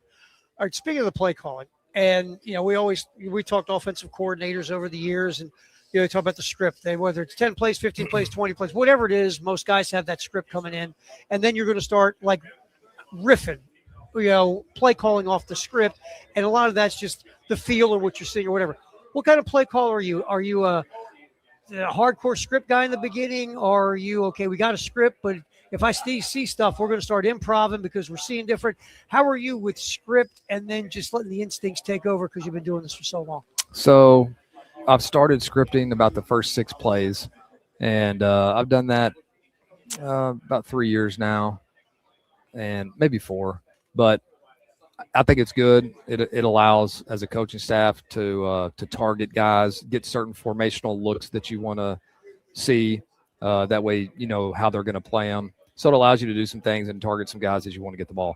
And then after that, you're playing football. And obviously you got your D&D calls that are going to be critical that go on within a drive. And then, the rest of the time you're rolling. And if you see things, then, you hope that, if it's something that you haven't just, worked a ton and you're able to call it, our guys have recall and they're able to go do it. Okay, and maybe you don't have one of these. You've been play calling for a long time, and it's a chess match, like you said. What's the play call you did in your career where, like you said, you hooked somebody and it worked great in whatever situation, and you sat back and went, "Holy bleep, that might have been the best moment I've had as a play call." You got one that sticks out in your head that you went, "That's what I'm talking about." You started chest bumping the whole room. You got one? I can't give that out. I tried. What are you doing? I tried. Come I tried. on. You did. That was a valiant effort. It was. And you set it up so well. You did. Yeah, you I set it up I so kind of well. heard the answer in my head as it was being asked. Like, this won't get answered. Can I tell you something between us three? I knew he wasn't going to answer. Yeah, I we just had gave it to a ask. shot. I gave it a shot. It was convincing. What was it like coaching RG3? Special player, just so talented, and then defenses were behind. It was 4 down quarters, and so you were able to do so much to defenses, and they just didn't really do a whole lot. And so when you have a special talent like that, you're able to put up some huge numbers. And so just a special talent, incredible guy, still very close with RG3, and he's a great person, and obviously wish him the most success, and he does a heck of a job. We appreciate you coming by. We'll do it again sometime. We'll bug you. Don't worry. Okay, cool. No, he's going to go like this. He's going to walk over to Charles Bloom. Never again with those cats. I'm going to pull this plug out with this mic. Yeah, that's right. Thanks, Kendall. Seriously, Appreciate it. Appreciate it, guys. Best Y'all of have a luck good this one. season. Thank That's you. Kendall Briles, Gamecock offensive coordinator. Lots more to do from Cobblestone on the postgame show.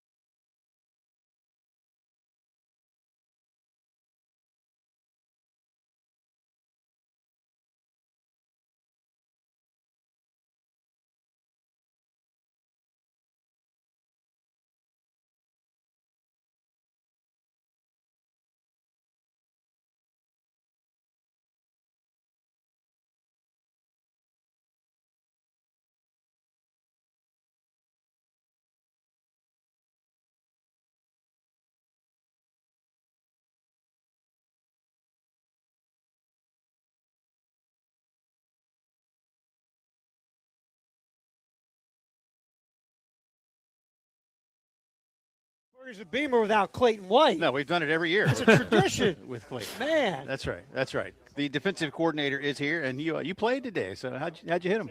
You know what? Probably one of my better days Okay. at Birdies with Beamer. Okay. It was a fun day. I hit the ball pretty well. All right. Had a fun team too. So that's good. It's always a good time. That's good. Now, did you putt it well? Nah, probably like 40%. Didn't putt well, but nah. But had some good runs at it. There you go. Gave it a shot. Yeah, I left one short, so that's all. That's what always killed me. I guess there's too many three putts in my life. Yep.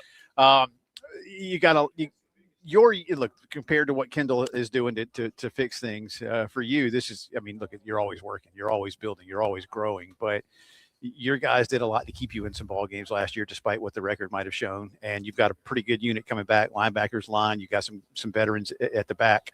What's this offseason been like for you to prepare what these guys need to do? Well, really, it's just about making sure our guys understand what's going on. We have a couple new guys that will be stepping into some new roles. It's also awesome to have some older guys that can help teach.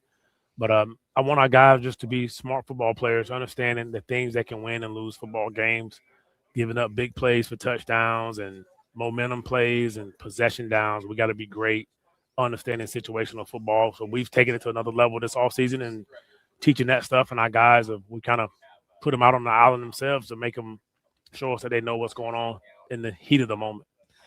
Coach, you bring in guys from the portal, and this year you got a couple of veteran portal guys, and every time you bring them in, you're bringing them in so they can contribute significantly, right? Absolutely. You're not bringing a guy in going, he'll hang around, whatever. I'll send him the dry cleaners for me. That's not what you do when you bring these guys in from the portal. When you bring guys in, 'cause it's the term I've always heard, it's speed dating in a lot of ways. You only know so much. When you first get guys in,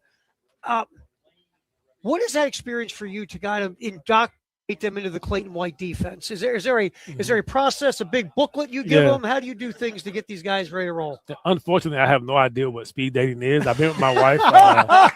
We just celebrated our 20th year anniversary. We've been together for 25, 26 years. So I have no idea what that is. But what we do with these portal guys, we bring them in, and we have to really do a great job of teaching them the defense right away and make sure they, whatever the word is for unlearn their old defense and kind of translate to our terms. That's the first thing you have to do. So you kind of give them a booklet, but it's just a playbook. But it's been fun doing that. What it does for me as a football coach, because you have to make sure your teaching method works, because you have to reteach it. So it kind of tests that every single season. One of the things that Kendall said that was interesting, because Terry asked him, going back 15 or so years coaching RG3, defenses weren't quite where they are now. And he says, in terms of today's offense, defenses have caught up. Yeah. From a defensive coordinator's perspective, and especially now, this is your 6th year in the Southeastern Conference. What does that mean to you? Do you agree? Yeah. How do you feel like that defenses have caught up to where maybe the modern? Yeah. Knock on wood. I get it. Yeah. Knock on wood. But to hear an OC say that, what does that say to you?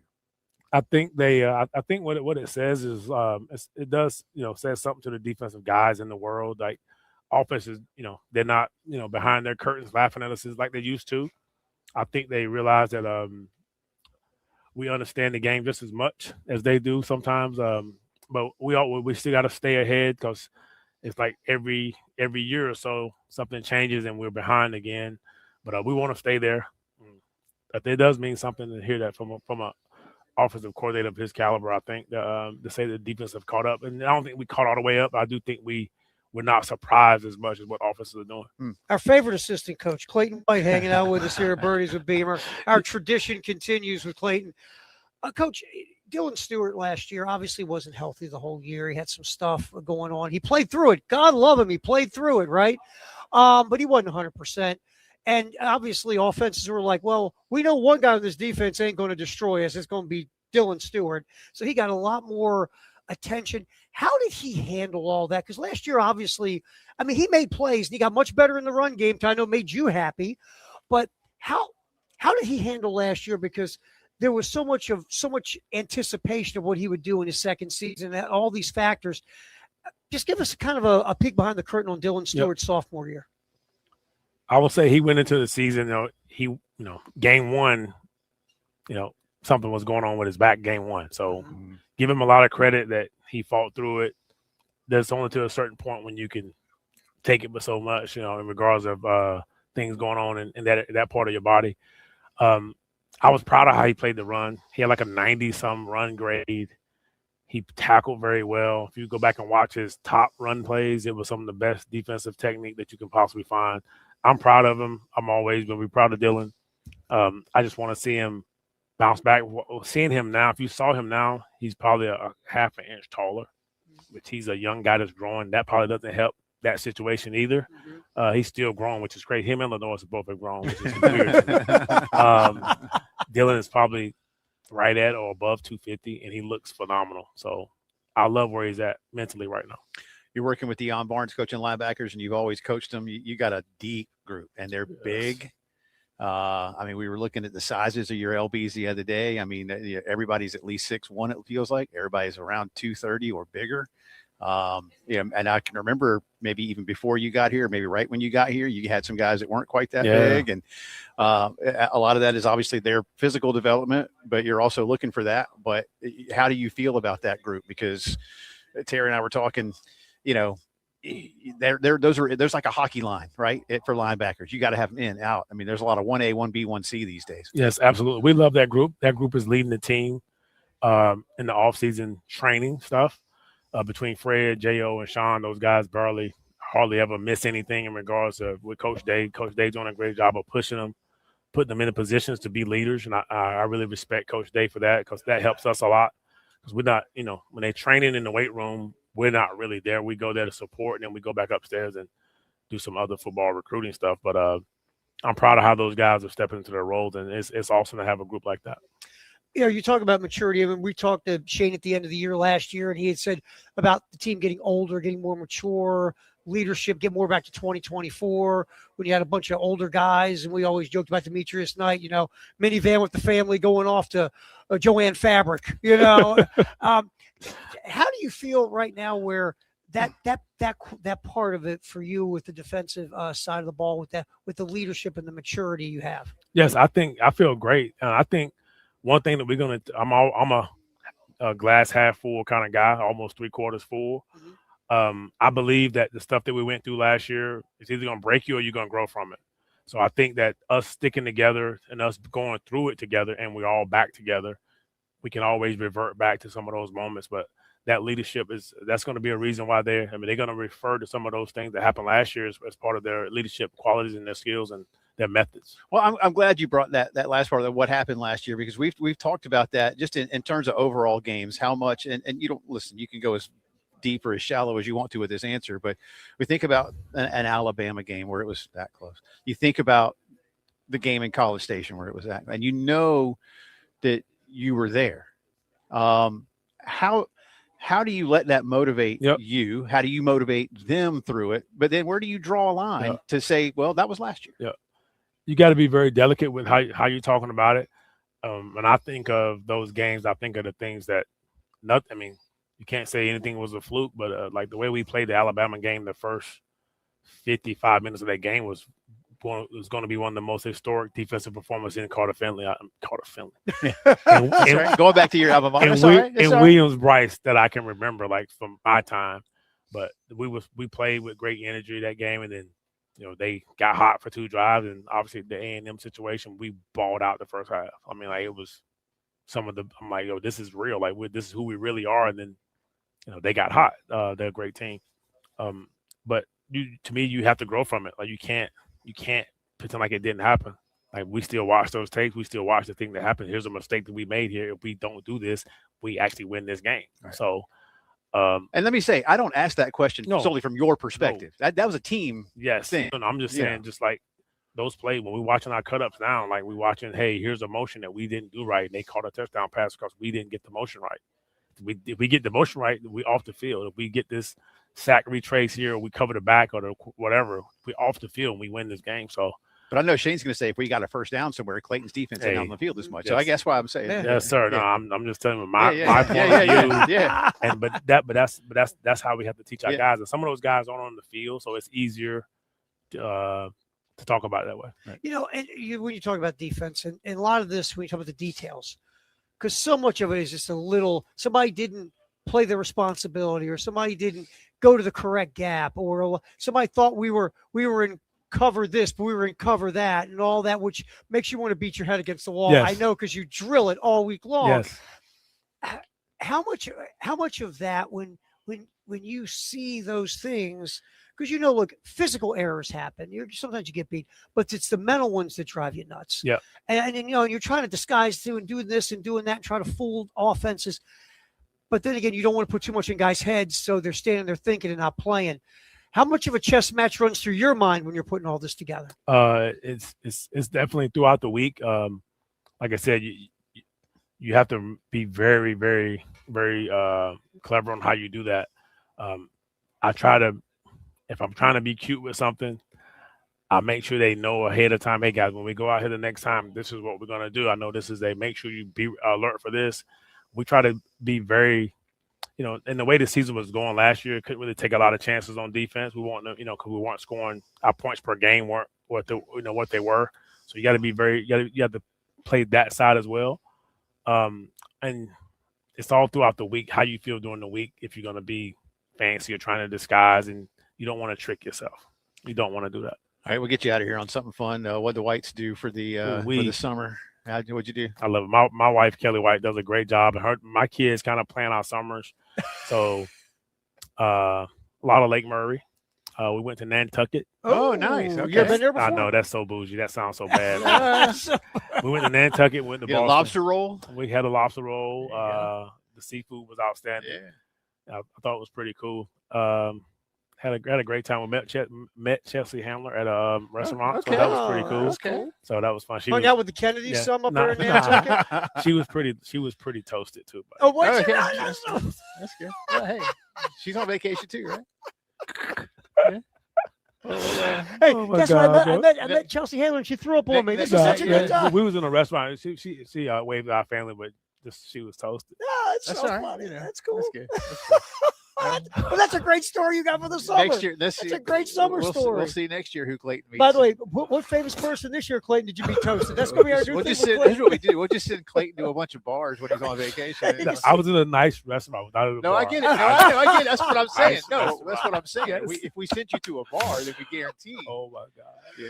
Oh, that's too good. That's good. Man. That's good. That's fantastic. Hey, we appreciate you as always. We always appreciate you. Was today the last golf?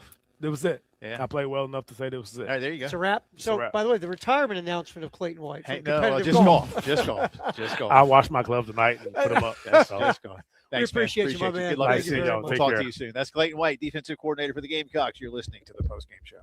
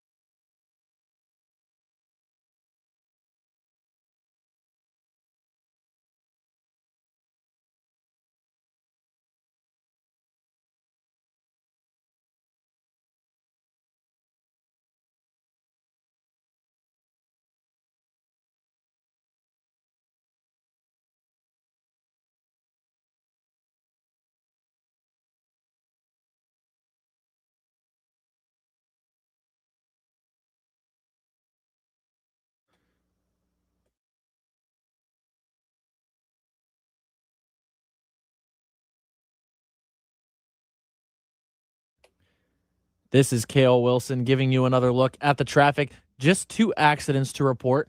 In Lexington, an accident on Fish Hatchery Road at Highway 21, 176, 321, and Charleston Highway. And then an accident on I-20 westbound at Wilson Boulevard, exit 71 in Columbia. Then long-term road construction on Bluff Road, Blythewood Road, Broad River Road, I-20 between exit 61, exit 63, I-26 between exit 108A and 125, and then McNulty Street between Blythewood Road and Main Street. Coming up, it's more of the postgame show with Jay Phillips and Terry Ford.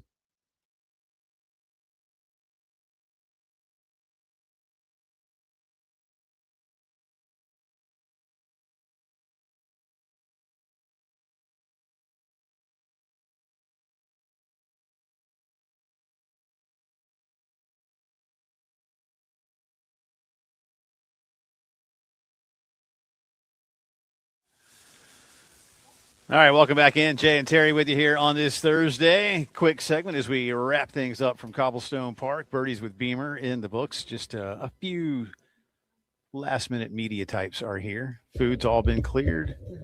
And it's are you good. taking Dave some of that banana pudding? Or? No, that's not going to happen. I'm gonna take it for myself. I'm going to pick up that big vat and put it in my car. You know, Dave's in the room they with said, me right please, now. God, take it. They go like, yeah, take it, please. Oh, I did know that. That's why I asked if Dave was going to get any banana pudding, because he'd probably like some of that. Well, the old Dave. Well, I don't think she's kidding, Yeah, by she's the way. not I think kidding. she wants I you think to she take. wants me to I don't take think it there's. with me. Otherwise, I'm it's not pretty.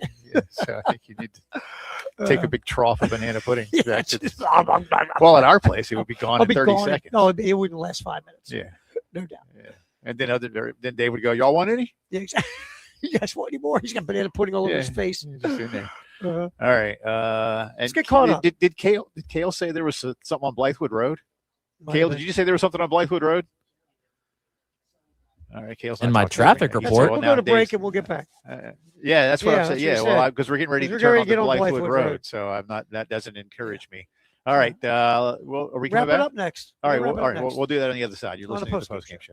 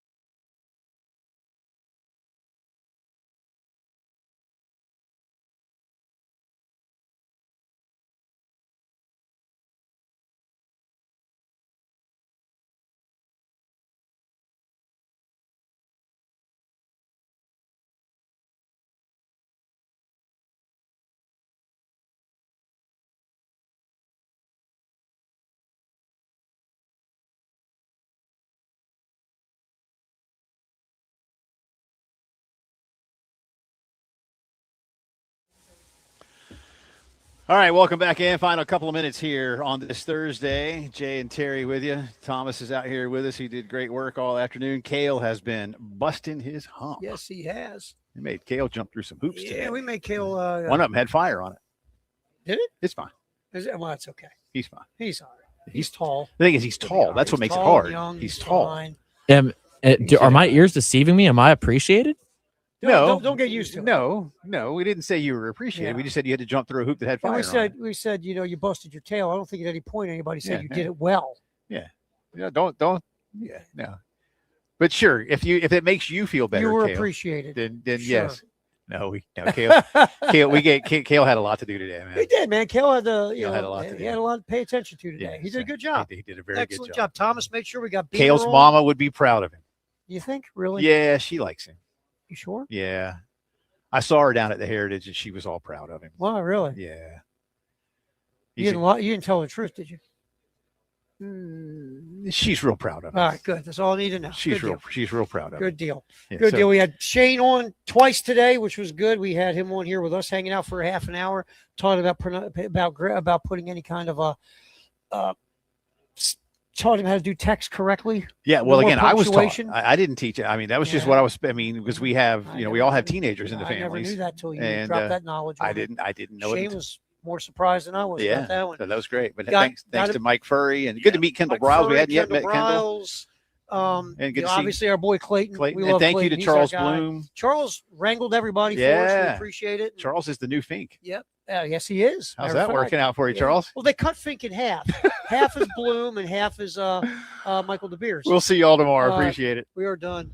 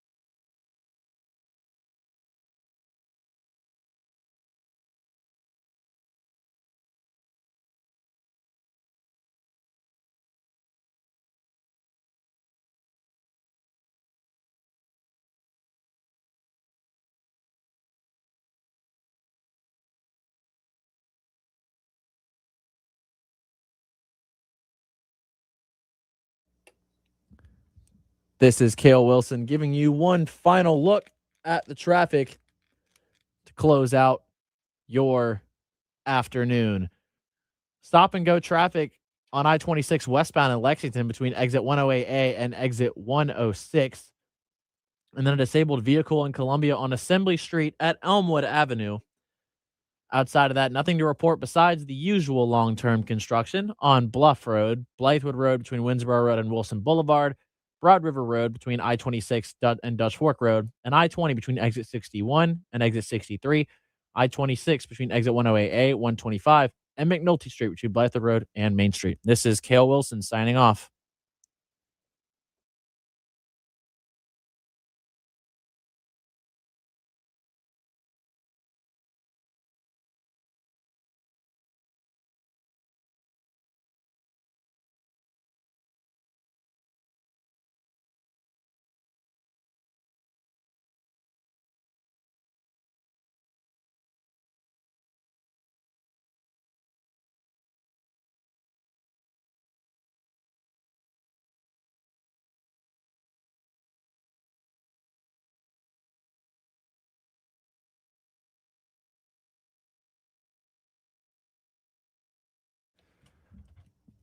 All right, today on Connecting Carolinas with Scott Hamilton, we will be playing some of our cuts, talking to Shane Beamer earlier this afternoon.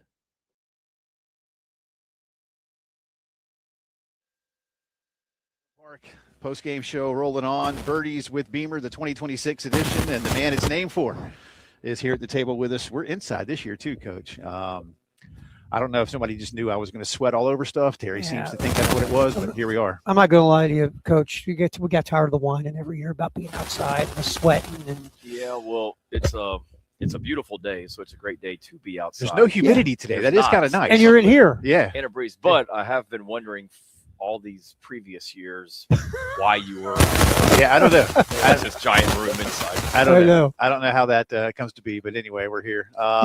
You were out there for the 3-fan experience last year. We had the fans going everywhere. That actually made a difference. Yeah, it made a difference. Don't lead them today. Today there's no humidity in Columbia. That's like a one-day reprieve. Yeah. You've never played in your own event here, have you? You just go around in the cart and say hey to people, don't you? Yeah, I get jealous when I get out there and kind of wish I was, but I like being able to see everybody that's out here. And if I am playing, I'm with one group and I don't see the other how many groups are out here. So it's good for me just to be able to ride around, see everyone, catch up with everybody, and be able to talk and converse. Yeah, I know we do have a we got special engineer Shane Beamer here holding that button. I don't know what the static is coming from. We appreciate that, Coach. I'll do what I can. Thomas, you've lost your tech feed to Shane Beamer. I'm really sorry. Exactly. So how was vacation? It was good. Yeah. Good summer. Nothing too crazy. A little bit of beach, a little bit of the mountains, some great family time, and as you guys know, living in South Carolina, you can be mountains and beach in less than 3 hours. Yeah. So it was good to be able to do those places, but also stay close to Columbia and be around our players who have been here all summer. I mean, they came back for summer school Memorial Day that day. So they've been hard at it ever since the day after Memorial Day. But it was a great summer and eager to get going with football. Now, June was basically 7 days a week, wasn't it? Yeah, June's people, not laugh, but people refer to June as like the off season where June's miserable. Not miserable. I love it because it's recruiting. It's summer camps with the high school prospects. It's little kids camp with the young guys. It's official visit weekends every weekend. It's your own team is there and you're doing workouts with them throughout the week. So yeah, June is a grind from really from right after Memorial Day when we get back from SEC meetings in Destin until the last week of June where it becomes a dead period. It's literally every day. I mean, there wasn't a day where I did not go in the office or not just me, our entire staff wasn't in the office because June's so busy because recruiting has sped up so much. There's so much is happening in June, not to mention like all the other things I just talked about. So yeah, when that dead period hits at the end of July, it's like, whew, we made it, and that's what I tell the coaches at the beginning of it. It's kind of like, fellas, just suck it up and strap it on and get ready. It's a grind. And you grew up in this. So do you ever think back when your dad was coaching and kind of, because it was just I mean, it was intense, but it wasn't this. No. You ever like look at your dad and go, man, I wish I had it like you did, Pops. You ever think about that stuff? Yes and no. It's usually him saying to me, I don't know how you do it, which I hear more than anything. But yeah, I mean, when my dad was coaching, once June hit, it was like, I'll see you at the end of July. Let's get ready. But it's and even when I was working with him at Virginia Tech, June wasn't like it is right now. But now with signing day in December, and players make decisions before their senior season, that's turned June into a busy month, which don't get me wrong, I love it. I don't want necessarily the calendar to change when it comes to that. I love the December signing period. And if the grind of June is what allows that to happen, I'm all for it. And then really enjoy ourselves in July and be able to kind of get away and recharge a little bit too. Last week, or I guess, at Media Days, we talked to Nick. And so I want to ask you about camp counselor Nick Harper, because he seemed to enjoy that. And I thought to myself, and he brought it up too, that's a real, I think, sign of growth for who he is. But what was the camp counselor part like for him? So he was awesome. And a lot of our guys were. We allow our guys at our summer camps that we have for high school football players. Our players will be some of the camp counselors, and we don't make them. It's totally up to them. And I've seen the guys that, they come out there and tennis shoes that aren't even laced up and backpack on their back, and they're just there to say that they were there. That's not Nick. Nick was coaching, and was passionate about it. And it says a lot about him that, one, he has the confidence from a wide receiver standpoint to be able to get up there and talk to those other high school receivers who are really talented guys that we had at our camp about playing the receiver position. But then just the fact that, he could be anywhere on a Tuesday night or a Saturday afternoon in the month of June, and instead he chose to be out there with those, campers. It's pretty cool to see him and the other guys that we had that were involved in that. South Carolina head coach Shane Beamer hanging out with us. Birdies with Beamer here at Cobblestone on the postgame show. Stick with Nick for a second. First of all, Nick had the line of SEC Media Days. We can't repeat it on the air. We'll tell you off the air later. It was phenomenal. Well, we kind of can't. You know what? I can do it because it's Nick's. Because we asked about from 2024 when you guys you owned the fourth quarter in games and you made all the big plays to win. And then last year, the fourth quarter wasn't your friend. He called it, he said, it was like your side piece. In 2024, like you embraced her. In 2025, you ran from her because you were with your girl. I didn't see that quote. How good is that? Goes right up there with the Cam Smith post-game Tennessee 2022 when he said we just decided we had to drop right. Know what on that one. So I think that goes in the South Carolina football player quote Hall of Fame. I get it. I mean, I don't get it because I don't know that world, but I understand what he's saying. I don't think that would ever run through your head to say in a presser, Coach, tell us about 2024. That would definitely not be one of them, but it's a different time. But if that's what makes sense to him, I get it. As long as it's the 24 version of that quote unquote side piece in 24, that's what we're all hunting. And I wanted to bring up about Nick because he's, we sat there with my time. And when we got off the mic, I said, what did you come up with? Because I just hit me in the head. I wasn't planning it or anything. But he seems like, first of all, I mean, obviously, he's got a great personality to him. And it just felt like talking to him. He's grown and matured. I remember when he first showed up and you first brought him in compared to now. And you had talked with Jay and I in December about your goal this year was get more mature, get older guys, but also, we want to build leaders of the guys we already have. And not just with Nick, but a lot of the guys like Norris and the others who have been here like 3-4 years. How are you feeling with their growth from last year to this year? So much better. Those guys that are a year older, talked about it last week in Tampa. I mean, we're about to have a 3-year starter at quarterback. That's unheard of in college football in a lot of ways, which is crazy to say. And then we've got a lot of guys that, have been here since, Peyton Williams played in 20. So when you've got so many guys that have been around, they're invested,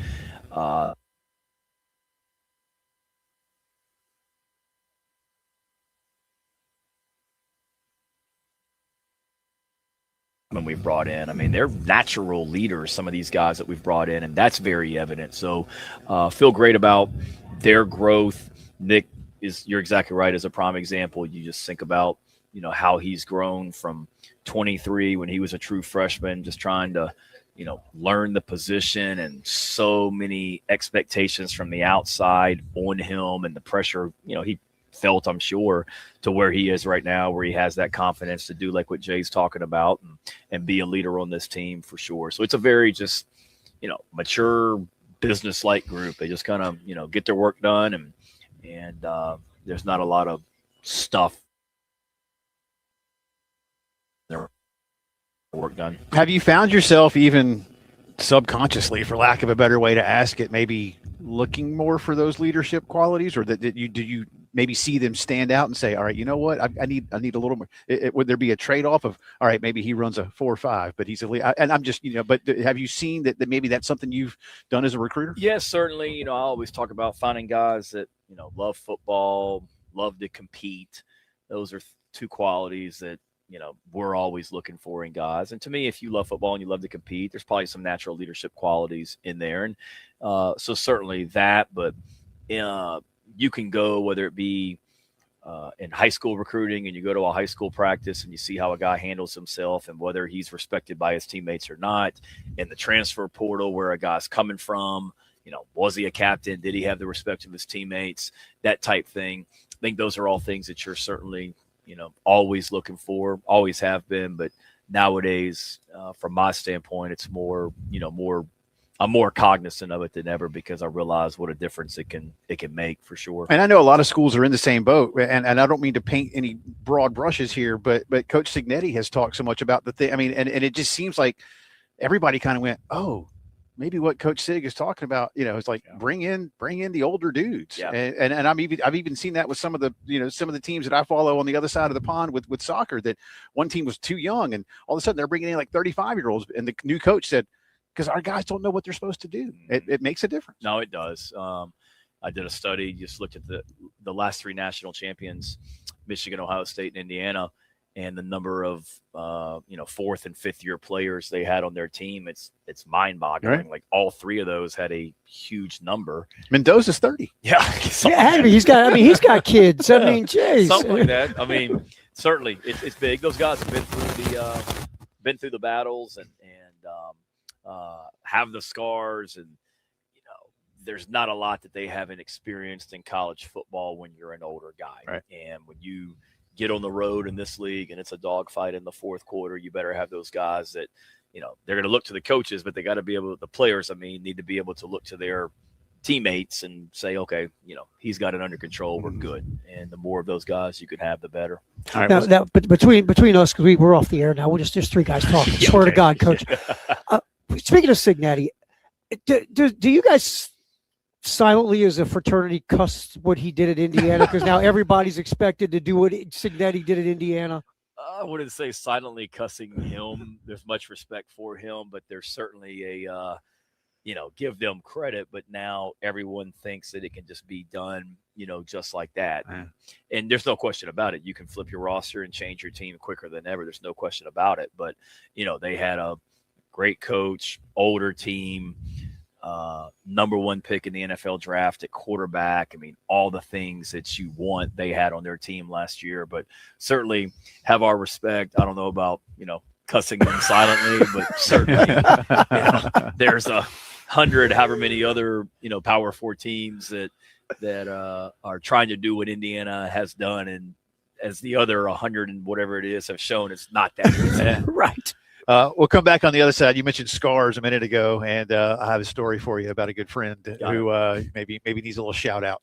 So we'll do that. And Coach Beamer will be giving us a press conference in about a half hour or so once the guys come in off the golf course. So plenty more to do. And Shane promised a lot of secrets behind the scenes about what they're planning for the year. He says he's going to tell everybody everything. Cool. Yeah, exclusive coming up after the break. There it is. Look at that. Look at that guy teasing. All right. It's the post-game show.